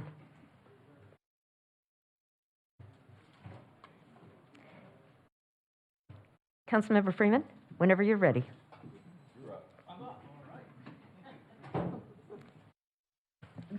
Thank you, Mayor. I have sort of a number of comments and questions. The first, the first for Christian. When you and I were discussing this, the $6 million total budget, and at that time you thought that the net cost to the city, which would be from our Measure N funds, would be $1 million of the 6. Do you still, if you looked at this, is that still a reasonable number, or net after grants and reimbursement from ARPA, mostly, I guess? Correct, council member. I do believe it will be a less than $1 million PSVS cost. Okay, well, that I think that's important to keep in mind. I went over all the items in the budget as well as discussing the city manager, and I like most of the stuff here. I mean, I think expanding the men's dorm, you got to expand restrooms. Women's dorms, you got to expand restrooms. Couples dorms, laundry rooms, men's patio, dining room, caseworker area, and even the parking lot. Those core parts of the facility I totally support those. They're the core of it. I'm struggling a little bit with the recuperative dorm. It seems like sort of a little mini hospital, and these are people, I guess, who are homeless, went to emergency room, had something happen. They weren't people who were wanting and had reached the point where they committed to come to the homeless shelter. They're people who got injured or something happened, they were sick, and now they need a place to recover. I just keep wondering, are these people who, since they didn't start off like the others committed, I want to be in this shelter and go through your program, are they just going to recuperate and most of them just walk out and say, you know, I'm great, I'm well now, but I'm really not interested in your program. I don't really know how to know if they, I guess we try to sell them on the program when they get there, but I'm not sure how effective that is when someone doesn't come with sort of the commitment, the attitude that I finally am willing to go, and I'm committed, I want to get better. I'm struggling with that one a little bit. I'm also struggling with the pet facility because we showed a chart that we have all these people coming, single women, couples, single fathers, and we're turning away 70 or so a week, and all of those 70 didn't have pets. I think it was like 30% or so. Well, again, I really don't want to get into the kennel business, and I think we can fill this up. If we have that many people who don't have pets who need our help, I just as soon, and that, you know, I just soon serve them. I think we'll fill it up without having to make kennel operation because we don't have that much space for the number of homeless we have. I mean, even if someday we hit 300, well, we got 800 out there. So, but I think we could do 300, didn't have pets, and still reach our 300 or 150 or 250, whatever it is. So I'm just uncomfortable with starting a big kennel operation. It isn't kind of part of the core mission. And this is my just personal opinion that we can fill it up with people who don't insist they bring a pet. And though, to me, are you really that committed to getting better? Right now you're homeless, or your family is, and you say, well, I don't care enough to get rid of my pet. About myself or my family, I'm not going at all if I've got to have my pet with me. That's just me, personally. I just have trouble with that one. And I think we could fill it up with non-pet owners. I'm also not sure about building a park. I was involved in the selection and analysis of this, and one of the big advantages not only was the space, which we could remodel. I think I remember it was 10 acres of land, flat, graded, for some future use. It might be, hey, we might be affordable housing. The city might need more facilities. Also, we have a very valuable piece of land, which made this kind of a bargain from an asset acquisition standpoint. And I don't think we need to start improving it with parks. Again, that's not our core mission here. I don't know if it's 200,000 or 3, whatever, you know, it may not be the biggest number in here, but I'm really not comfortable with the park part just because I want to save that land for the things the city is, we don't know what they're going to be, but it's a valuable piece of land that someday I think we'll want to use. So there was, you know, $1.461 million for the parks and kennels. And the parking I have no problem with, however much in there for expanding parking. And we've got contingencies of another 12 to 15% on that. And project management another 12 to 15%. So we're really talking probably about 1.8 million for that item of a park and kennels. And those are where I have the most heartburn. So I'm pretty supportive of everything else, but I'm really, I don't think at this point, and you could come back in 3 months and maybe talk me into it and say, well, now we just can't fill the shelter up because we won't take pets. But right now, I'm not convinced. So I am convinced on the other items. So I'd like to hear other of my colleagues comment before we get into, even though I know a motion's been made, before we get into other motions that might be on the table. Councilmember Freeman, if I may respond to a couple of those points. On the park piece, I just want to make sure there's clarity. The 10 acres is east of the facility, and we're not using those 10 acres. The green space area, we're calling it a park, maybe it's a parklet. If you look on the screen, it's the area in green on the screen would include the kennels and a green space area. It's much smaller. Then how many acres or square feet are we saying we're going to make into a park? About a half acre. Half acre, 20,000 square feet. So you probably have $3 to $5 a square foot in there. So we have $100,000 in for that greening small area, and thank you for the clarity. It is no way part of the 10 acres. Correct. 21,000 square feet. is the Okay. park. Well, if someone can assure me that's, spend more than 75 grand on it, it may not be a big enough one to have heartache on. But I remain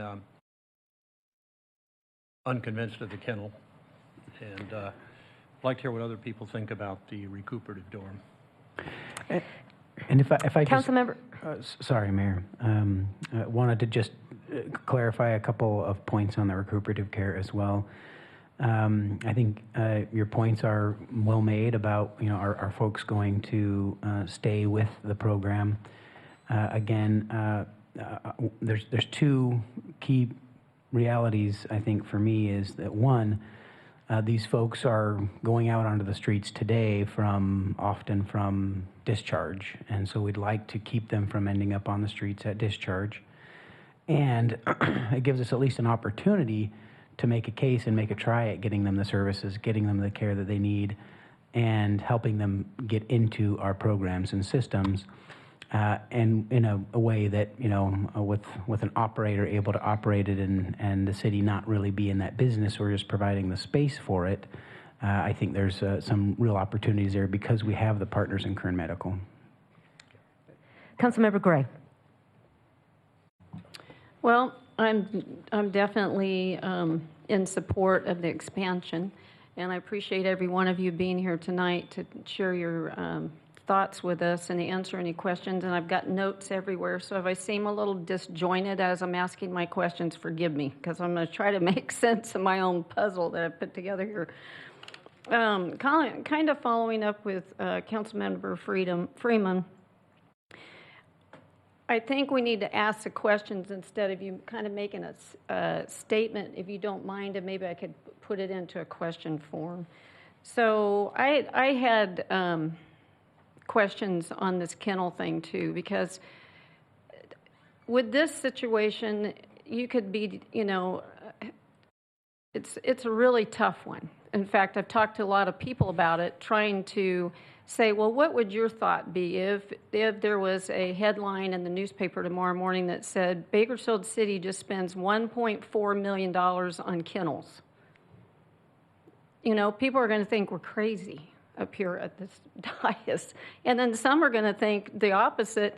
Well, they're not very compassionate if they don't vote for that. So it's a real sticky point for us sitting here to make the right decision. And I'm going to be honest with you, I'm doing this very prayerfully. And it's been bugging me for 2 days. So it's not something I'm quickly making a decision on. But if we could just kind of get some answers.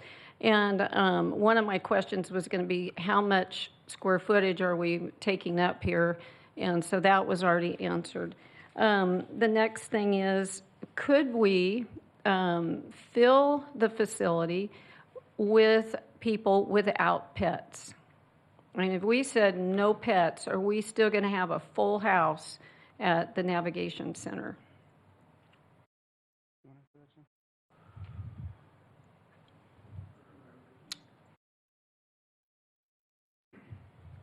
Thank you, Councilmember Gray.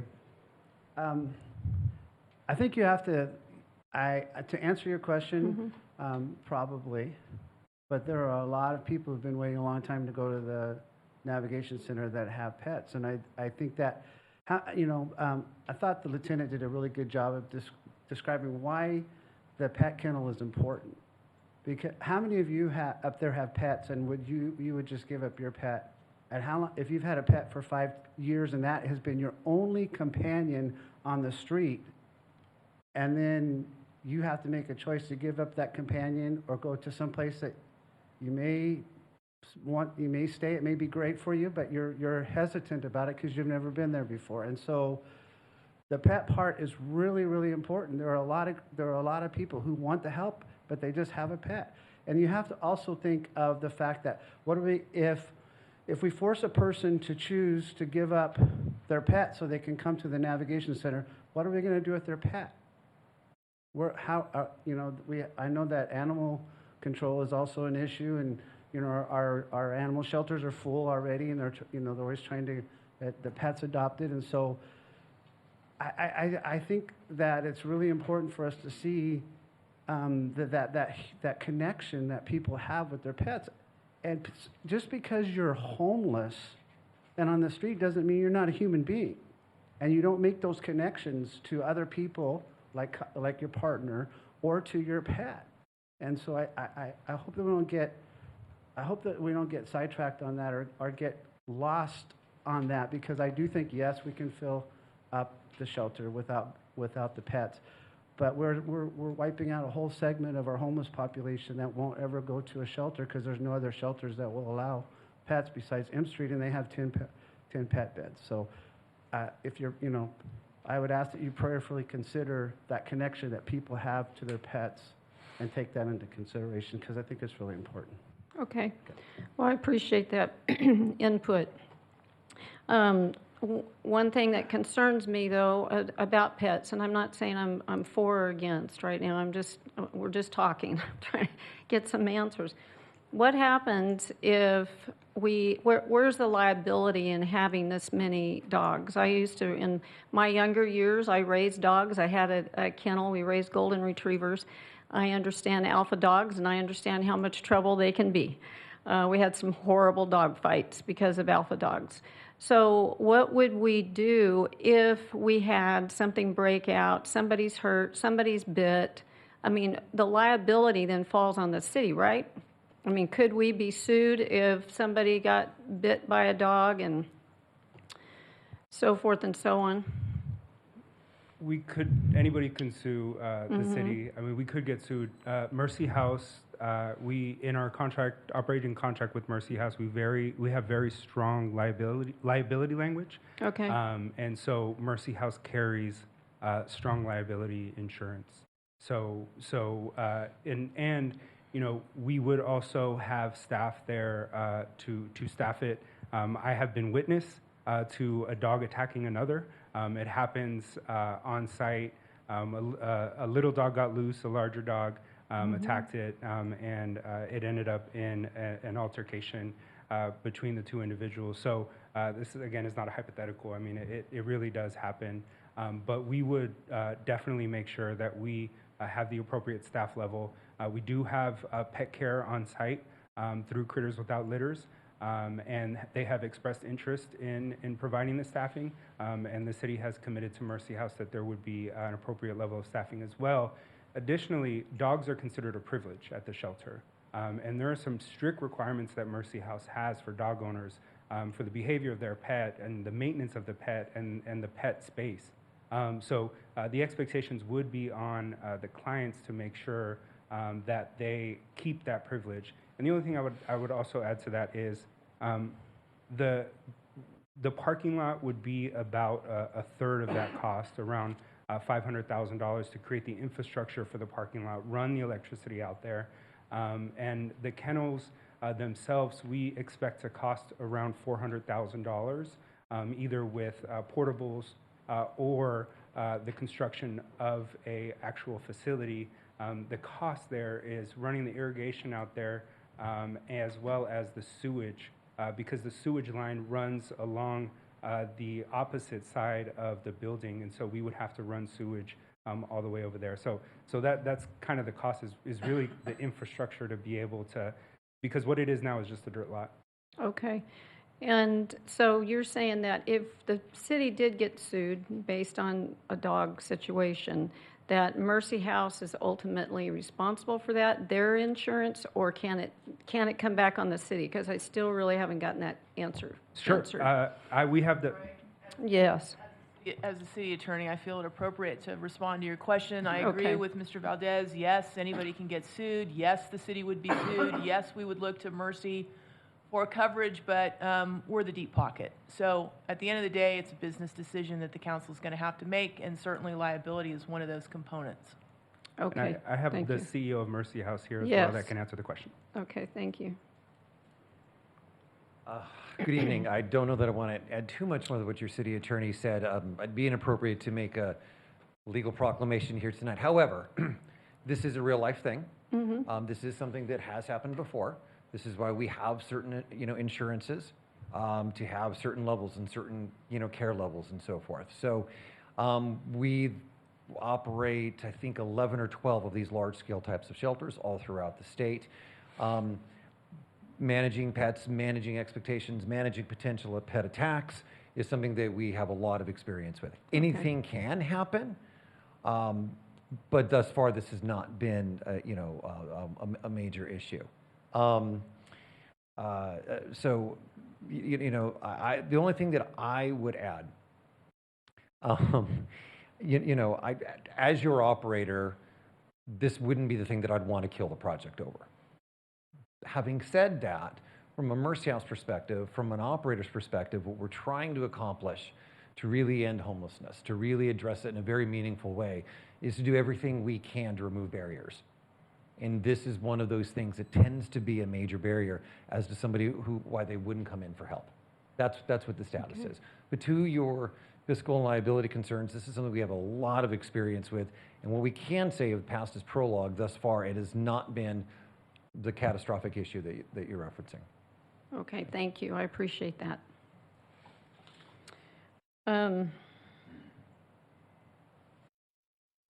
And then on the budget, the contingencies, and there's going to be change orders. We're in construction too, so I understand that. Do we have a cap on this contingency fund for this project or change orders, or can this thing start snowballing on us before we know it's more than a $6 million project? So one of the things I asked our general contractor very directly was whether this was a conservative estimate, and they assure us that this is a conservative budget. Our public works team have looked at the budget. Our code enforcement team have looked at the budget. It is a conservative budget, and more importantly, in our history of working with RIMAC on both the Police Academy facility as well as the Brundage Lane Navigation Center, in both of those cases, they have not gone over budget and had to utilize the contingency for their work. So there is a level of trust that we have with them, and we have found them to be fair in the past. Okay, that's great. I'm glad to hear that. All righty. Well, thank you. I appreciate all the work all of you are doing. I was talking to Jim earlier, and the compassion of Flood Ministries and the collaboration in the community. Mercy House, it's a blessing. So thank you. Thank you, Councilmember.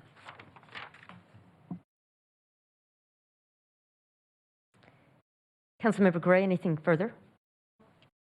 Councilmember Parlier. Thank you, Mayor. So, a while back, I went on a tour of the facility. I mean, it's a beautiful place. You guys do a great job there. I think it's probably second to none. And it is staffed extremely, extremely well. And do we have a need for expansion? Yep, probably. But my question has to do with the exponential increase of homelessness and, what's the next step? We increase our capacity this go around, but in 4 years from now or 6 years from now, are we building another facility on that property when we're at 4,000 in our pit count? Do you have any response to that, Anthony? I do, yeah. What I would say is that, I staff the mayor on big city mayors, and mayors have pushed the state really hard to get control of this issue and get state resources down into communities to be able to address these problems, which really do stem from mental health and substance abuse issues. And you know, our counties have been underfunded for a long time, you know, and so I think the state really needs to get a grasp on the mental health and substance abuse piece of it. We're seeing the state, well, first off, we're seeing the county behavioral health and recovery services be open to innovative programs that we've participated in. And we've also seen the state through CalAIM, which would fully fund the recuperative care dorm, we believe, in these type of programs to get folks off the street. So I think what you'll probably start seeing is more state resources coming in to address some of these things, and the city continuing to be open to some of these partnerships that really get at some of these homeless populations. And you know, the other major factor here is drugs, right? I mean, we are seeing a influx of meth and fentanyl in our communities, and that's something that we really need. I mean, over international borders. And a lot of the homeless people we see on the streets that our teams have to engage are, you know, they're suffering from serious drug issues. So, you know, there are some factors that are out of our control, but, you know, we will continue to be open to partnering with the state and federal government with their funding. I hope not is the answer. And one of the beauties of congregate shelters is they can be scaled up and down as needed. We reassess our contract with Mercy House every year and the staffing levels. So if we do see the homeless population go down, some of these smaller dorms can then be closed and we scale down. But you know, unfortunately, the trends are going up. But hopefully some of these innovative programs from the state will really start to get at some of the mental health and substance abuse issues we're seeing. Well, I don't see it shrinking anytime soon. But, and I totally agree with you that substance abuse is one of the big problems, and I think that contributes to the mental health crisis because I think it goes hand in glove. So counting our initial cost, and with this cost, saying this passes, what are we in so far, total investment? So the initial construction of the Brundage Lane Navigation Center, the original tenant improvements was $3.5 million. 1.5 million of that was reimbursed by the CARES Act. So the initial construction was $2 million. The purchase of both the 7.5 acre office and warehouse and 10 acre lot was $4.9 million. So it came out to about 8.5 million. Subtract the 1.5 million reimbursed, comes out to about 7. Add the 6. Depends on how you want to add, whether we include the federal funds or not, but that gives you a sense of how much ballpark, what, 12, 14 million so far? If we don't include federal funding, 8.4 plus 6. Okay, a lot of money. I'm terrible at math. So, yeah, I just don't want us back here in 2 to 4 years and we're talking about another $10 million investment, which we may be. I've talked to city management staff about this question of mine regarding, again, the increase of homeless population. Excuse me. And, where are all these people coming from? Are they all indigenous? Are they from out of area, no matter what modality they get here? Or are they inter-county residents from other areas of the county, other cities that maybe were taken to the county jail for some reason and released, and once they were released, they didn't get back to, their outlying city within the county, let alone, if they were from out of county. Do we keep any statistics of who those folks are? We do, yeah, Flood does. And Jim, before you speak, and how is that information gathered? I mean, is it just from them telling you, or do we do any research on that? Yeah, so it's self-reported. So we have 2 or 3 different means of collecting data. First, we have our homeless management information system, which anybody that receives federal funding, ESG, CDBG, or any other funding related to homelessness, and now even the state is requiring it, you have to provide data on every individual or client that you're engaged with, whether they're in a shelter, whether it's street outreach, whatever means of engagement, you're required to input that data into the HMIS. In addition to that, Flood keeps a separate database because we report out to some of our other contractors like Kern VHRS and others. They require an additional amount of data for us to collect. And then thirdly is the point in time count. So between those three points of data collection, we know from a point in time that about 85% or so people self-report that they became homeless in Kern County. In our data that we collect for Kern VHRS through our flood database, that's 90%. So what we do is we ask, where were you when you became homeless? What was your last permanent place of permanent address? And by that, we can break it down by zip code. We can tell how many people in 93307 or 93301 where they were at, when they became homeless. And so that data, again, tells us that people are mainly becoming homeless while they're here in Kern County. I know that there's a lot of people who say they're being, people are being bused from other areas and that sort of thing. That data just does not show itself to be true. I will say, and I think you brought it up, Councilmember Parlier, but I do think that there's been a lot of folks who've been released from the state prisons, and I think a lot of those folks have ended up in Kern County, and I think that has certainly exacerbated the inflow of homelessness into our community. But I don't think other communities per se are sending people, and I don't think, there's also always the concern that if you build something nice, everybody's going to want to go to it. And again, our data is not showing that to be the case. The vast majority of people who are homeless became homeless here in Kern County. I'm really glad that you brought that up again, Jim, regarding the prisons around us. That per capita, we have more prisons around us, state prisons, than any other place in this state. And when we ask for state funding and state monies, especially with us being potentially impacted, and I think, the mayor's done outreach before, Councilmember Gonzalez has done outreach before, I believe with the state too. They have impacted us. They have done prior dumps in the city. And I don't know if that's still going on or not, but just on past history, that has happened. So I think we should get our fair share, or even beyond fair share, since we are, more impacted than any other region just because they built prisons surrounding the city of Bakersfield, even though they're in outlying areas. We're the biggest city, to them, and we're the county seat. So on the care facility, in fact, Jim, I sent you an email on it too, and I sent it to city staff. The city of Anaheim has a mobile integrated healthcare system where they have an ambulance, excuse me again, an ambulance with a nurse or nurse practitioner, a paramedic.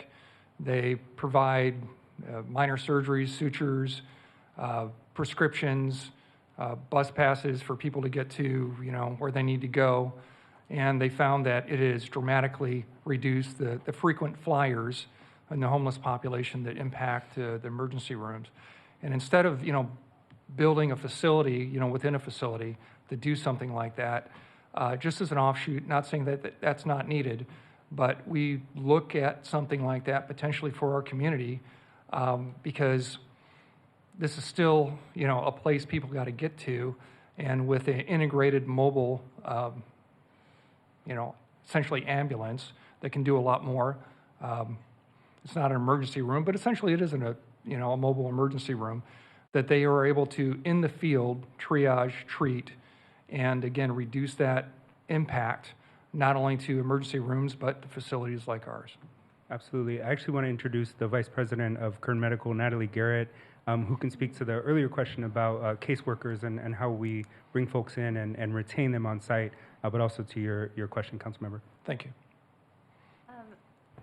That's a great point you brought up, and actually, I would let you guys know that we actually have that on site now. So it's not mobile for the the Brenda Delane Navigation Center. We have 3 exam rooms that we operate Monday through Friday, 1 p.m. to 5 p.m. It is staffed with whole person care, a nurse practitioner, or a physician. And so that care is already on site. This recuperative care dorm would not be those services. And to speak to Councilmember Freeman's questions earlier about, people being sent to the recuperative care dorm that might not necessarily want to go, I did want to clarify that right now, it's not a matter of whether or not they want to go to the shelters. Right now, the eligibility for intake at the shelters does not allow anyone who has any wound care needs, any IV therapy needs. And so even if they're no longer appropriate for an inpatient hospital stay, if it were you or I, we could be discharged home, and we would have the opportunity to have home health services come to our house and take care of us. And unfortunately for individuals who are homeless, there is no option for that in a communal dorm setting, and it's not something that any shelter here in our region currently accepts. So the recuperative care dorm definitely has its place, and its place is very important and very substantial for the needs of the homeless in our community. And not only the needs of the homeless in our community, but it also, as Anthony alluded to in his overview, gives a huge opportunity for all of the hospitals in our area to be able to refer. And then those people who are homeless can transition directly from that recuperative care setting into a dorm.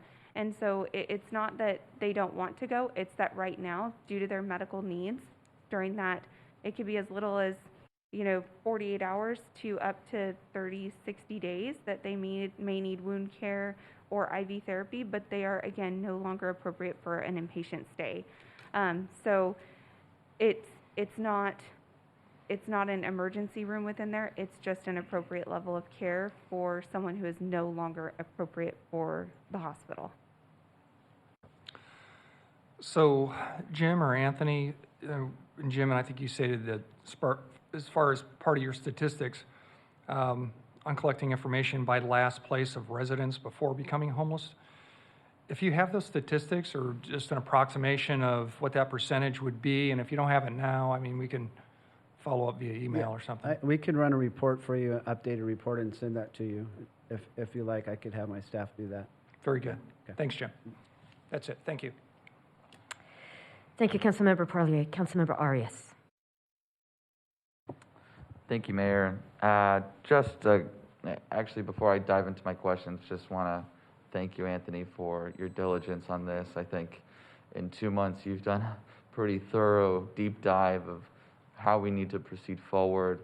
Obviously, I've come prepared for the bevy of questions from myself and then from my colleagues as well. So I just want to tip my hat to you and say good job on that. I also want to thank our folks from the BLNC who continue to be fantastic partners. Every time I get a chance, I like to give you guys a shout out because my phone still has not rang or buzzed. And I want to keep it that way. And so to that effect, I'm going to ask a couple of questions here tonight to make sure that we stay on that track and that we continue to provide the best service in this region. I'll start broad and then dig into some of the details. I forget which one of my colleagues brings it up, but based on the point in time count for this past year, we had 842 unsheltered individuals within the city alone. That number is likely larger in the county. How many outside of the city of Bakersfield, how many shelters do we have in the county region? Oh boy, is Anna still here? Oh, there you are. I believe they just built a shelter in Delano. There's the Women's High Desert Shelter. Did I miss any?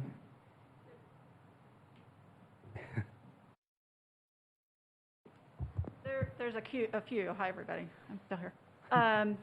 There's a few, and our housing inventory chart actually lists that at the end of every January as well. So the largest ones would be Women's Center High Desert. They're primarily focused on survivors of domestic violence and families. They're located out in Ridgecrest. The Alliance also has some other locations that we don't tend to share out. throughout the county for a number of reasons related to safety. There's also a very small shelter located in Taft. I believe that holds about a dozen or so folks, and a couple of other options that happen out in the county area. But certainly that's an area of ongoing challenge for us, is trying to think through how to also serve the rural communities.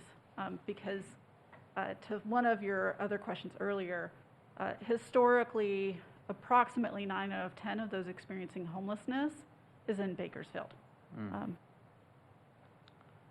Got it, thank you. So just for my understanding, so when those, and Anna, if I could keep you close, because you might be the person to respond to this next question. For those limited individuals outside of the city of Bakersfield, maybe in the county, maybe in Oildale, maybe in Arvin, in those places that maybe don't have that bed capacity in the county, is it likely that they'll end up in a shelter here in the city of Bakersfield? No.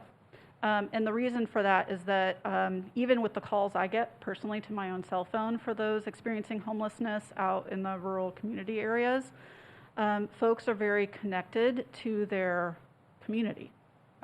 So if you're experiencing homelessness in Wasco, even families are extraordinarily reluctant to come into Bakersfield. I've had conversations with folks out in Taft. I've had conversations with folks in the East Current areas as well.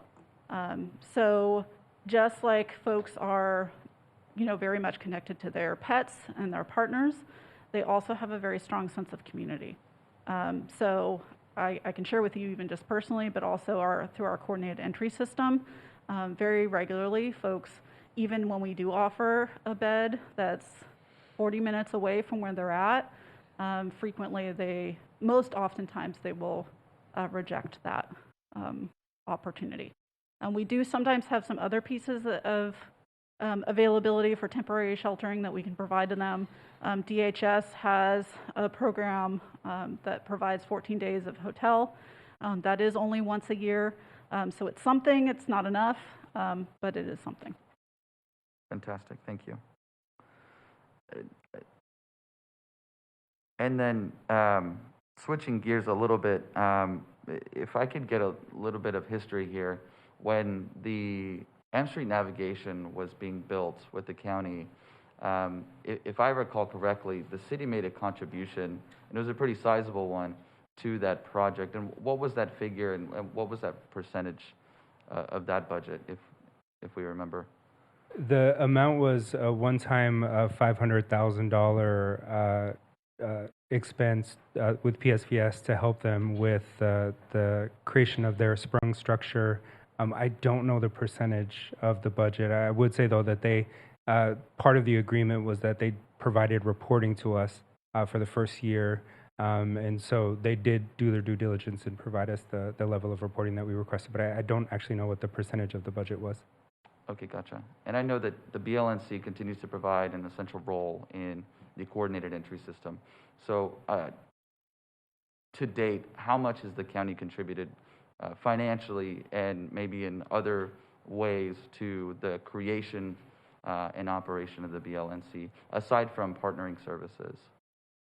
Besides the provision of Kerr Medical, BHRS, and DHS on site, we have not received, that I'm aware of, funding from the county for the BLNC. And I think my line of questioning is because I firmly believe that this is a regional issue. This is a regional challenge. This is not just the city of Bakersfield bearing the brunt of all of the homelessness issues in the entire county or potentially the region. And I've voiced my strong opinion a couple of times, but I think it's very important that as we continue to scale up, we must work hand in hand with our county partners. We must work hand in hand. I'm so thankful that Anna's here, and we have wonderful partners who are here tonight. So my next question is, as we continue to scale up, how do we plan to phase in these different dorms in a way that we are closely monitoring the quality of service that's provided, the rate at which we continue to place folks into housing, and then also continue to monitor. It hasn't happened yet, so I'm thankful for that, but any external consequences of in that area. Yeah, so staff have been really pleased with the way that Mercy House has been able to scale up from the beginning, from day one. We have not had issues with Mercy House, with their how well they take care of the facility. If you walk into the BLNC, it's sometimes hard to believe that there's 150 individuals living there.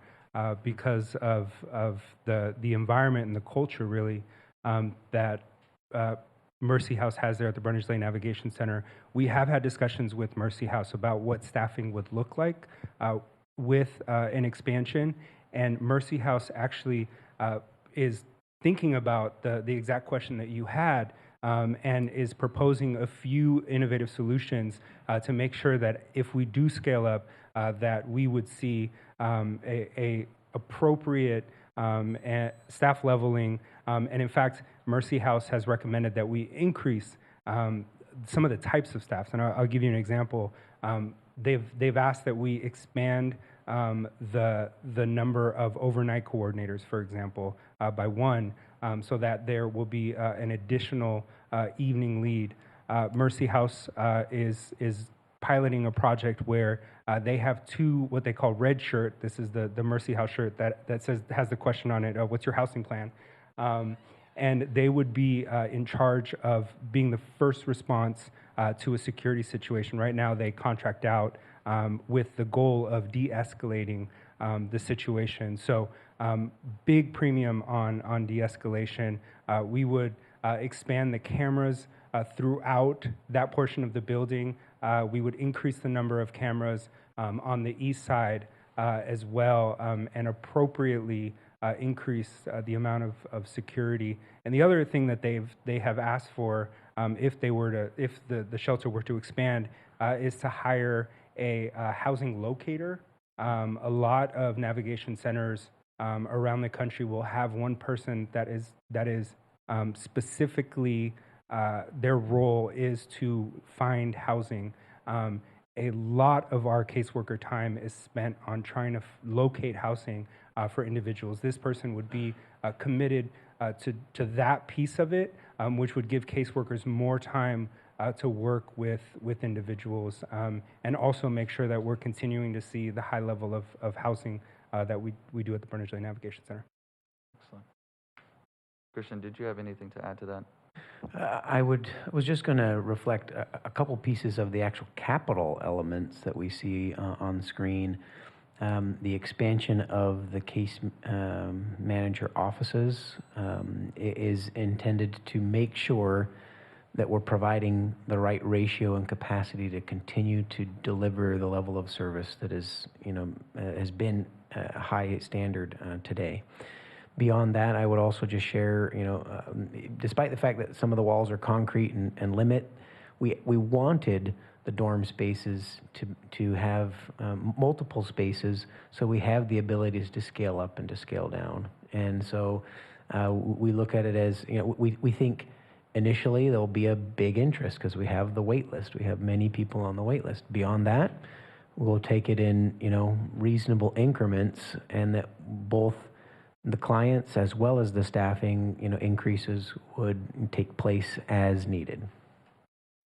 Excellent. So what I'm hearing, and correct me if I'm wrong, is that we're not necessarily scaling up by dorm or by part of this project in this increase. What we are doing is scaling by ratio of staff on every front. Is that correct? That is correct, and I would just reflect that the numbers that you saw on the anticipated operational cost increases, we also treated those very conservatively. We assumed that we would need to increase staffing to maintain the right ratios and add some of these elements that get at the overnight needs. What I would say is, regardless of how many individuals, some positions you need that one position for, it's a 1 to 50 or a 1 to 100, whereas other positions may be a much shorter or smaller ratio. So some staff we would have to add early on to provide some of these functions, but otherwise, yes, it is, based on, we're going to scale up based on maintaining the right ratios, not just, whole, dorm rooms. I would also reflect, just to make sure there's clarity, the numbers that we provided, we want to be upfront and transparent about the operational costs. That decision's not before the council tonight. That will come back in the spring or early in next year, based on, the decisions that come tonight, with a different decision point there. But we wanted to make sure that the costs were known, that we anticipate if at full expansion, that's what we're looking at. Okay, great. And my last question is about going back to the bigger picture, right? This is only going to be, it's going to be significant and notable, certainly, but only a piece of what needs to happen when it comes to sheltering the unsheltered. And we won't even get into the affordable housing house of what needs to happen simultaneous to all of this. What does it look like for this neighborhood in 10 years when we continue to have the same issues? And specifically, can we get some sort of assurance to this community, which was promised initially only 150 beds? Let's be very real about that. And they continue to remind me of that. When the pressure turns up and we are pressed to expand or create additional bed capacity, can we get some reassurance that those 10 acres adjacent to the Brundage Lane Navigation Center are not going to be used for additional bed capacity? I'll take that question, Councilmember, and also reflect on, I think, Councilmember Parlier's question earlier. As I stated before, in my mind, this project is about maximizing a very high-quality space that we have today to its greatest utility with the challenges we see in front of us. With the knowledge and information that I have today, I would tell you right now, the council can provide direction and staff will work at the will of council, but I will not recommend further expansions that would add, constructed spaces at the Brundage Lane Navigation Center. I don't think that that's what the footprint was designed for, and I wouldn't recommend that. In fact, I will go so far as to say I think we need to be very thoughtful about how we use the 10 acres next door, because we want to make sure that we're ensuring the impacts to any given neighborhood are not so disproportionate compared to other neighborhoods, other parts of the city. So I can 10 years is a long time, and I appreciate the question, but I would, as a staff, objective analysis, I would not recommend further expansion on this footprint. Fantastic. With that, I just want to double down on, and I know we're already doing it, but continue to apply pressure on the county and other partners to ensure that we are not the only ones who are continuing to expand at this level. Thank you. Thank you, Councilmember Arias. Councilmember Smith. Thank you, Mayor. I want to follow up on Councilmember Arias' last comment. I haven't heard, what are the expansion plans for the county, if any, and the other shelters? So with the county's M Street Navigation Center, they built their shelter on the high-speed rail right-of-way, which is why they used a sprung tent structure. Right. And so I haven't talked to them about their long-term goals of what to do with the facility, but they have expanded the services on site recently using ARPA funds to allow for folks to camp on site and park on site as well. The Bakersfield Homeless Center is also on the high-speed rail right-of-way, and so they, with the money that they got from high-speed rail, actually have their plans going through the process with the city right now for a brand new shelter that would increase beds by 100 for women, children, and single fathers. So that is great. The mission, I have not heard of discussions of expansion there, but the city did just invest some of our state dollars for a 40-bed expansion that came online last year. So the city has turned to both the Bakersfield Homeless Center and the Mission last year, where both of them brought, the Mission brought 40 beds online, and the Bakersfield Homeless Center brought on 70 beds that the city passed on state funding for them to do. So we have seen the other shelters expand. Great. That's good to know, and none of us are holding our breath for the high-speed rail to dislocate them. I want to completely understand talking about the recuperative care, that's not really any cost, ongoing or construction for the city? Is that what I heard? Like Kern Medical's primary care services right now, they get reimbursed from the state for the services that they provide. Technically, what the city does is we sign a $0 lease with them. There is minor costs. The janitors come pick up the garbage, utilities. But in terms of administering, operating, reimbursing materials, all of that gets reimbursed through the state, through Kern Medical. And we're not even part of that reimbursement process. That's operational, and the construction also. So the construction, we have been in communication with Kern Health Systems, who is very confident that for that price tag, $700,000 to build a facility like that, from what I understand, it's a relatively low number compared to how much it costs to build elsewhere. And Kern Medical is confident that we'd be successful in a state application. And there's been indications to us that would. So, again, the total cost to us, we feel, after we get all the money back from federal and stuff, is $1 million plus or minus, what I heard? Correct. Okay, so our real outlay tonight is $1 million. Correct. I think in fairness, those are ARPA dollars as well, and ARPA dollars could go somewhere else. Could go someplace else, but we have designated $6 million for homelessness, and we would look to those sources, and understanding that ARPA would be a source. Yes. Okay. Thank you. I want to comment on the green space was brought up, and I think the green space is very important. I mean, there's a lot of people in a small space, and they've been outside a lot. And as somebody who likes to be outside, I think it's important to continue their mental health journey that we have as much green space as possible. I wanted to address the pet question too. In my mind, I'm not a pet person, but I know people consider pets part of the family. But on the other side, I am on the bike path every day, and I recently walked down the whole riverbed, and always encounter homeless people.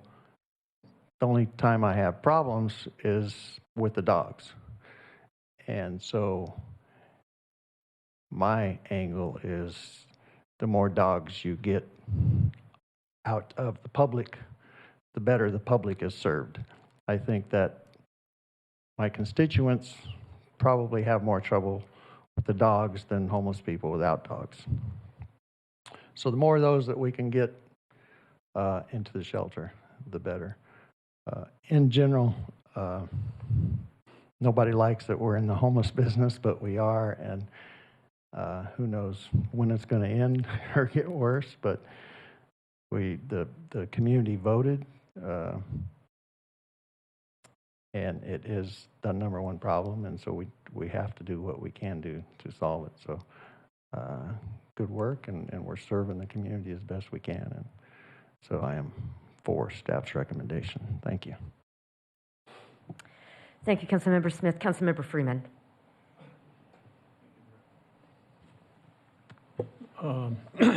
One thing I would like to be sure we have clarification is that the increase in the operating budget is not being approved tonight. It isn't among the staff recommendations, and quite honestly, I would be hard-pressed to see us increase the budget by $2,559,000 per year forever. That's about $25,000 per person if you can do about 100 new. That goes on forever. And one question, are we getting reimbursed for that by the government, or does that come out of the city's funds? Councilmember Freeman, to answer your first question, correct. That item is not on, or that decision is not on the agenda tonight. We just wanted to provide as much transparent information as possible. That decision comes later.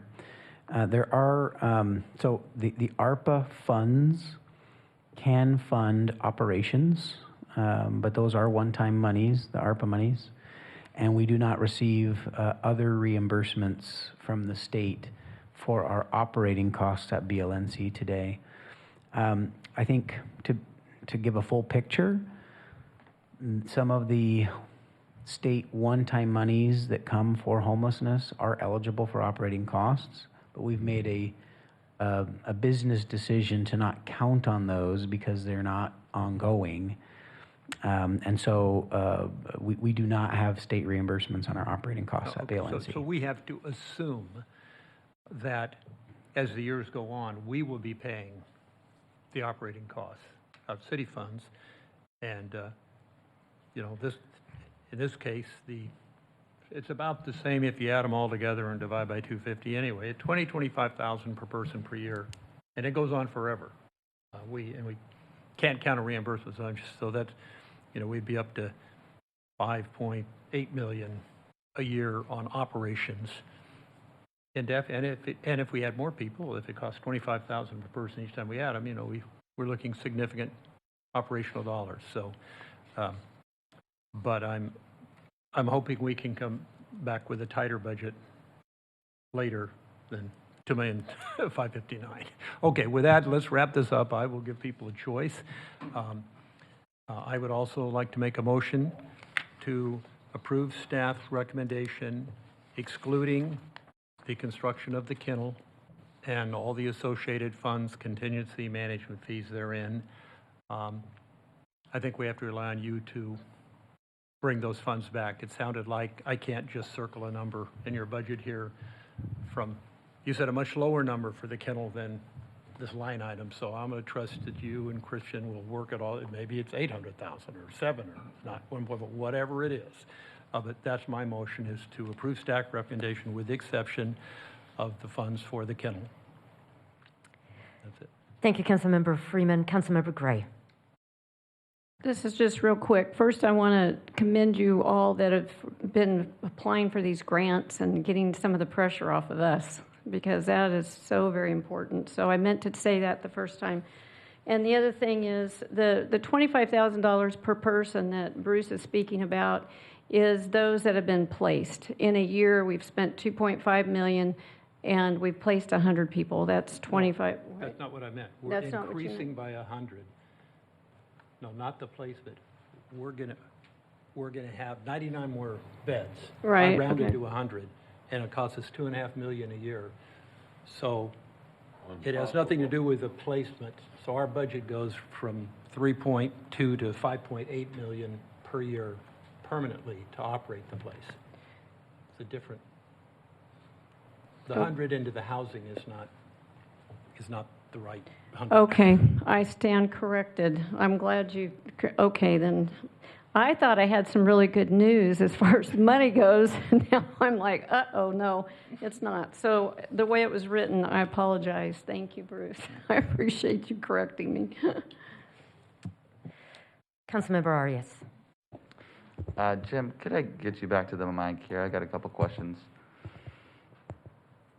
Relating to Councilmember Freeman's motion, you mentioned that there was a waiting list of folks who are waiting to get into a shelter. How many of those folks were there?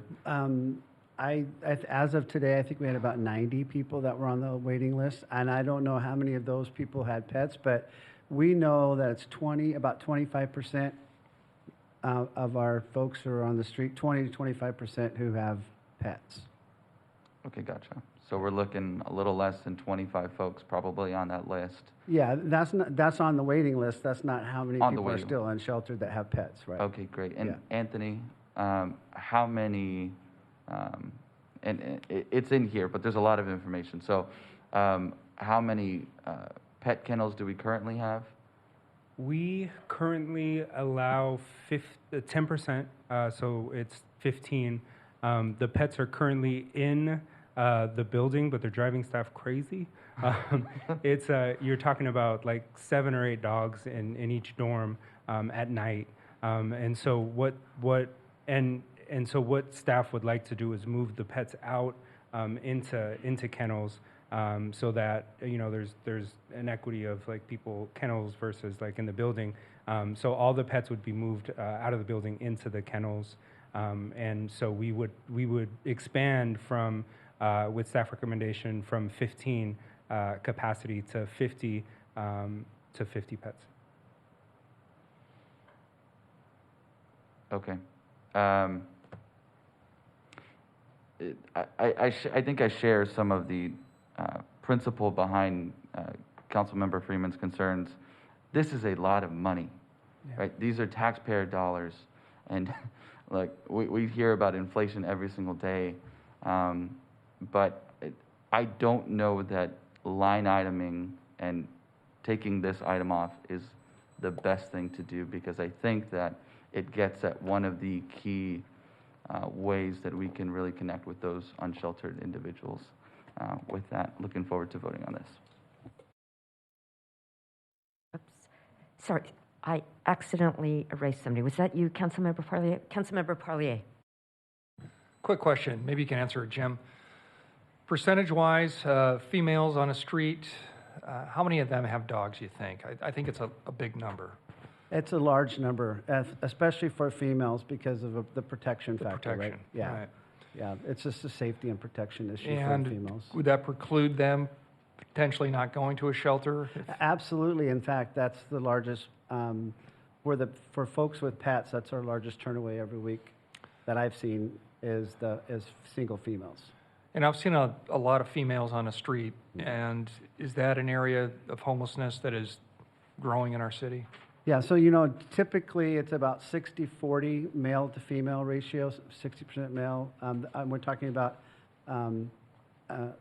unaccompanied adults, but our data for BHRS data, for example, it's about 50-50.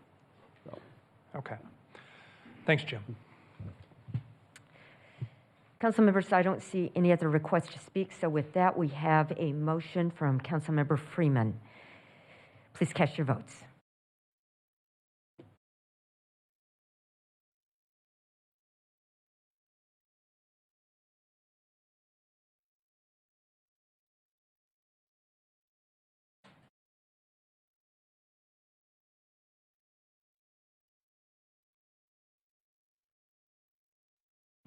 Motion fails with Councilmember Arias, Councilmember Gonzalez, Councilmember Smith, Councilmember Gray, and Councilmember Parlier voting no. Thank you. You have another motion. We'll take the first motion, which was the motion made by Councilmember Gonzalez. You have a motion. Please cast your votes.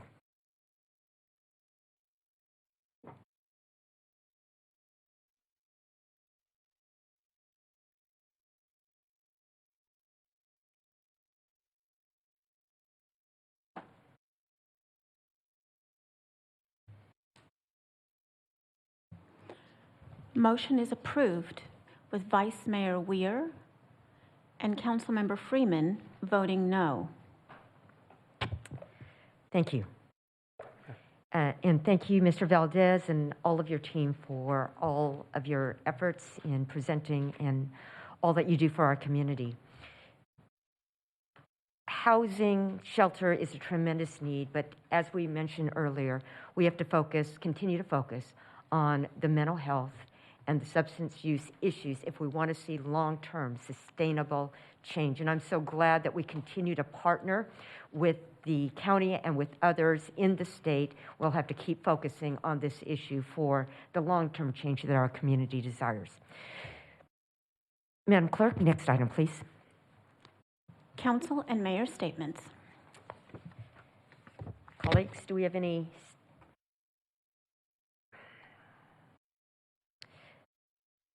Councilmember Gonzalez.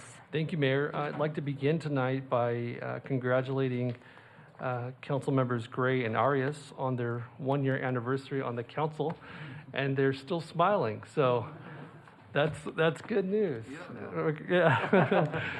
So hopefully they'll re-up for another year. But no, it's great to have you both, and love working with you. I have a couple of referrals tonight. Number one is we had an issue in downtown related to a banquet venue in a CC zone, and I just learned that it isn't a by right use. And so I'd like staff to look into that and bring back a revision so that we can consider that for those type of venues to exist by right in the CC zone in the downtown area. And then second, Union Avenue has been ongoing chronic problem for pedestrians, people who are walking, bicycling on Union Avenue. And it is important and high past time that we do something to address it. And much of Union Avenue is under the control of Caltrans. And so given the number of pedestrian fatalities over recent months and years, I'd like to ask staff that we draft a letter to Caltrans requesting that they address Union Avenue to make it safer, including traffic calming, additional sidewalk enhancements, additional lighting and other treatments, so that we can ultimately improve the safety for all users. I'd also like to ask that staff bring back a resolution for the consideration of the full council so that we can press upon Caltrans to take action. Thank you.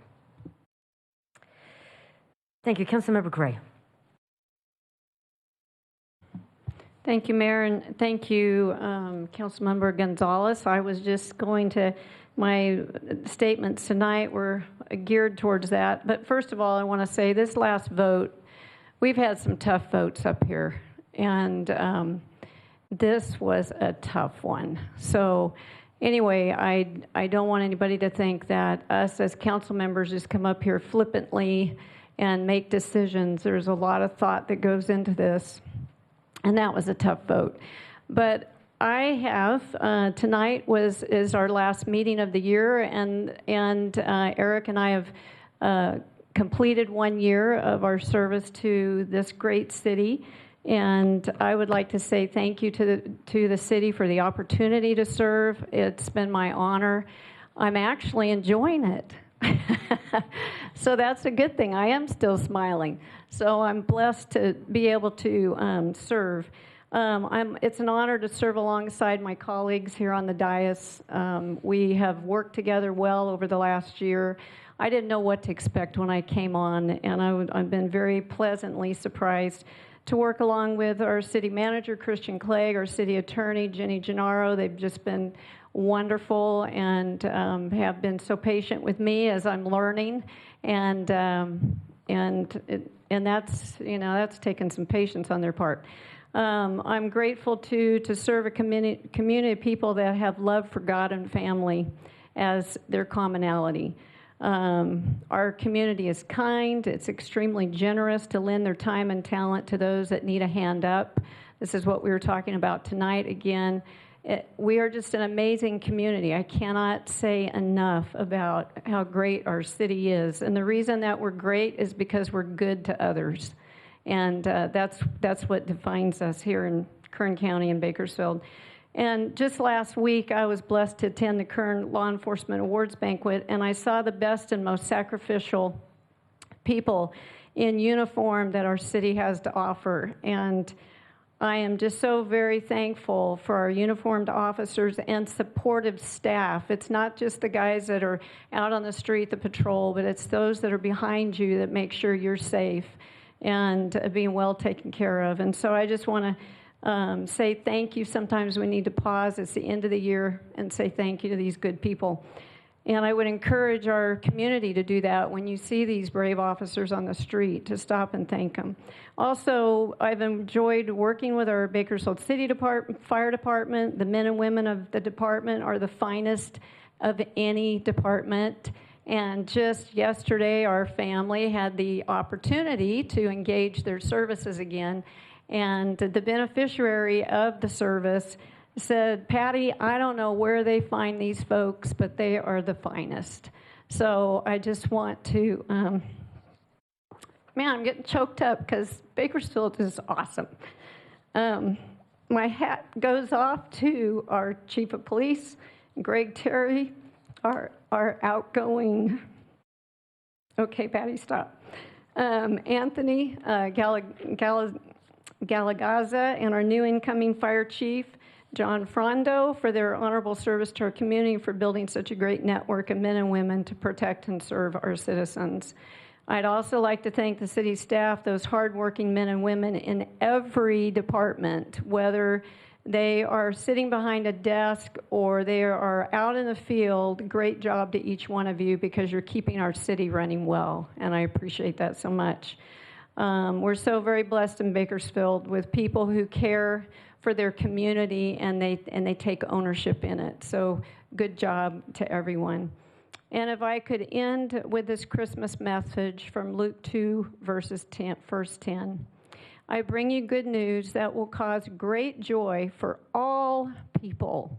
Today in the town of David, a Savior is born to you. He is Christ the Lord. That's why we're celebrating Christmas. I am very grateful for my Savior, and it is my prayer for all of you in Bakersfield to enjoy peace and joy this Christmas season. Thank you, Thank you. Thank you, Councilmember Gray. Councilmember Parlier. Thank you. I just want to wish everybody a Merry Christmas, and we're getting a great Christmas package tomorrow with the birth of our second grandchild. Yay! So pretty exciting stuff. And Happy New Year, too. Congratulations. Vice Mayor. Thank you, Mayor. Well, in keeping with the main subject we've been talking about tonight, you know, I wonder where we'd be if Bakersfield hadn't taken the lead on the homeless problem. Because really, we're the ones out there. We're paving a path, and we're moving forward. And I think it's time for us to really have a focus and a light on homeless in the city, and actions by the council members, and actions that will actually move up and move us forward. And I've seen for the past few years, the city has developed and innovated new programs and has responded to the growing issues involving our homeless population. Through measuring in and funding sources, the city has invested significant resources to address homeless issues, yet there remains much frustration within the council, the city, and our residents. So tonight, I am forming an ad hoc committee on homelessness. The committee will consist of myself as chair, Councilmember Arias, and Councilmember Gray. The committee will meet for 12 months to provide direction on issues, options, and opportunities, and provide fully vetted recommendations to the council related to policies and resource allocations that will further our cause. With that, Merry Christmas, Happy New Year, have a wonderful holiday. Thanks. Thank you, Councilmember Arias. I'll keep mine quick. Also very thankful to all of my colleagues for their patience and guidance, and the mayor as well, along with city staff and department heads, and Paul, and everybody within city staff who has just helped to guide me in my understanding and learning. You think from an outside perspective that, you know, as long as you read a couple of news articles in the Californian, you'll know exactly what's going on in City Hall. And that's just not the truth. And when you get behind the scenes and start digging into the weeds, it can be a lot. And so I'm just thankful to each and every one of you who have taken the time to meet with me and walk me through that. The other thing is, wanted to echo Councilmember Gonzalez's referral tonight. Earlier today, we actually had a press conference talking about the need for Caltrans to really take ownership and responsibility for the health and safety challenges along the Union Avenue corridor. I would say about half of it is in Ward 2, and then the other half just south of that is also in Ward 1. To add some more complexity to it, Stu's shaking his head. The city owns part of it south of Highway 58, and then it weaves in and out of the city and county, and so it creates for this bureaucratic challenge for us to navigate. But I think there's nothing we can't do if we don't put our heads together. And so today was really a call to get Caltrans to the table. But it's my hope that the city of Bakersfield can take a leadership role in engaging with not only Caltrans, but also the county, so that we can create a seamless corridor that's safe for all users, like we talked about earlier, both bikers, walkers, residents who just live in the area and who drive by vehicle, but really just create an all-around safe corridor for folks in the area. And yet, the second thing that's come onto my plate is this idea that, driving out around in Ward 1, you see an abundance of, and I'll start by saying not enough grocery stores, but an abundance of liquor stores and places that sell tobacco and vaping products. And I know this issue has been taken up by the state, but they have certainly waffled through various processes to actually get something done. And I think it's important for the safety and well-being of our children that we actually restart a conversation about how we can, whether it's through regulation or incentive, in some way, shape, or form, reduce the amount of accessibility of those products throughout our community, but specifically in zones in and around our schools. How can we reduce those opportunities for someone who walks to and from school, who bikes to and from school, to access those products? So with that, I want to make a referral that we restart that conversation and do some research on what sorts of actions we can take as a council to that effect. With that, Merry Christmas, Happy Holidays, and I hope everybody enjoys and gets some much-needed rest. Thank you. Thank you, Councilmember Arias. Councilmember Smith.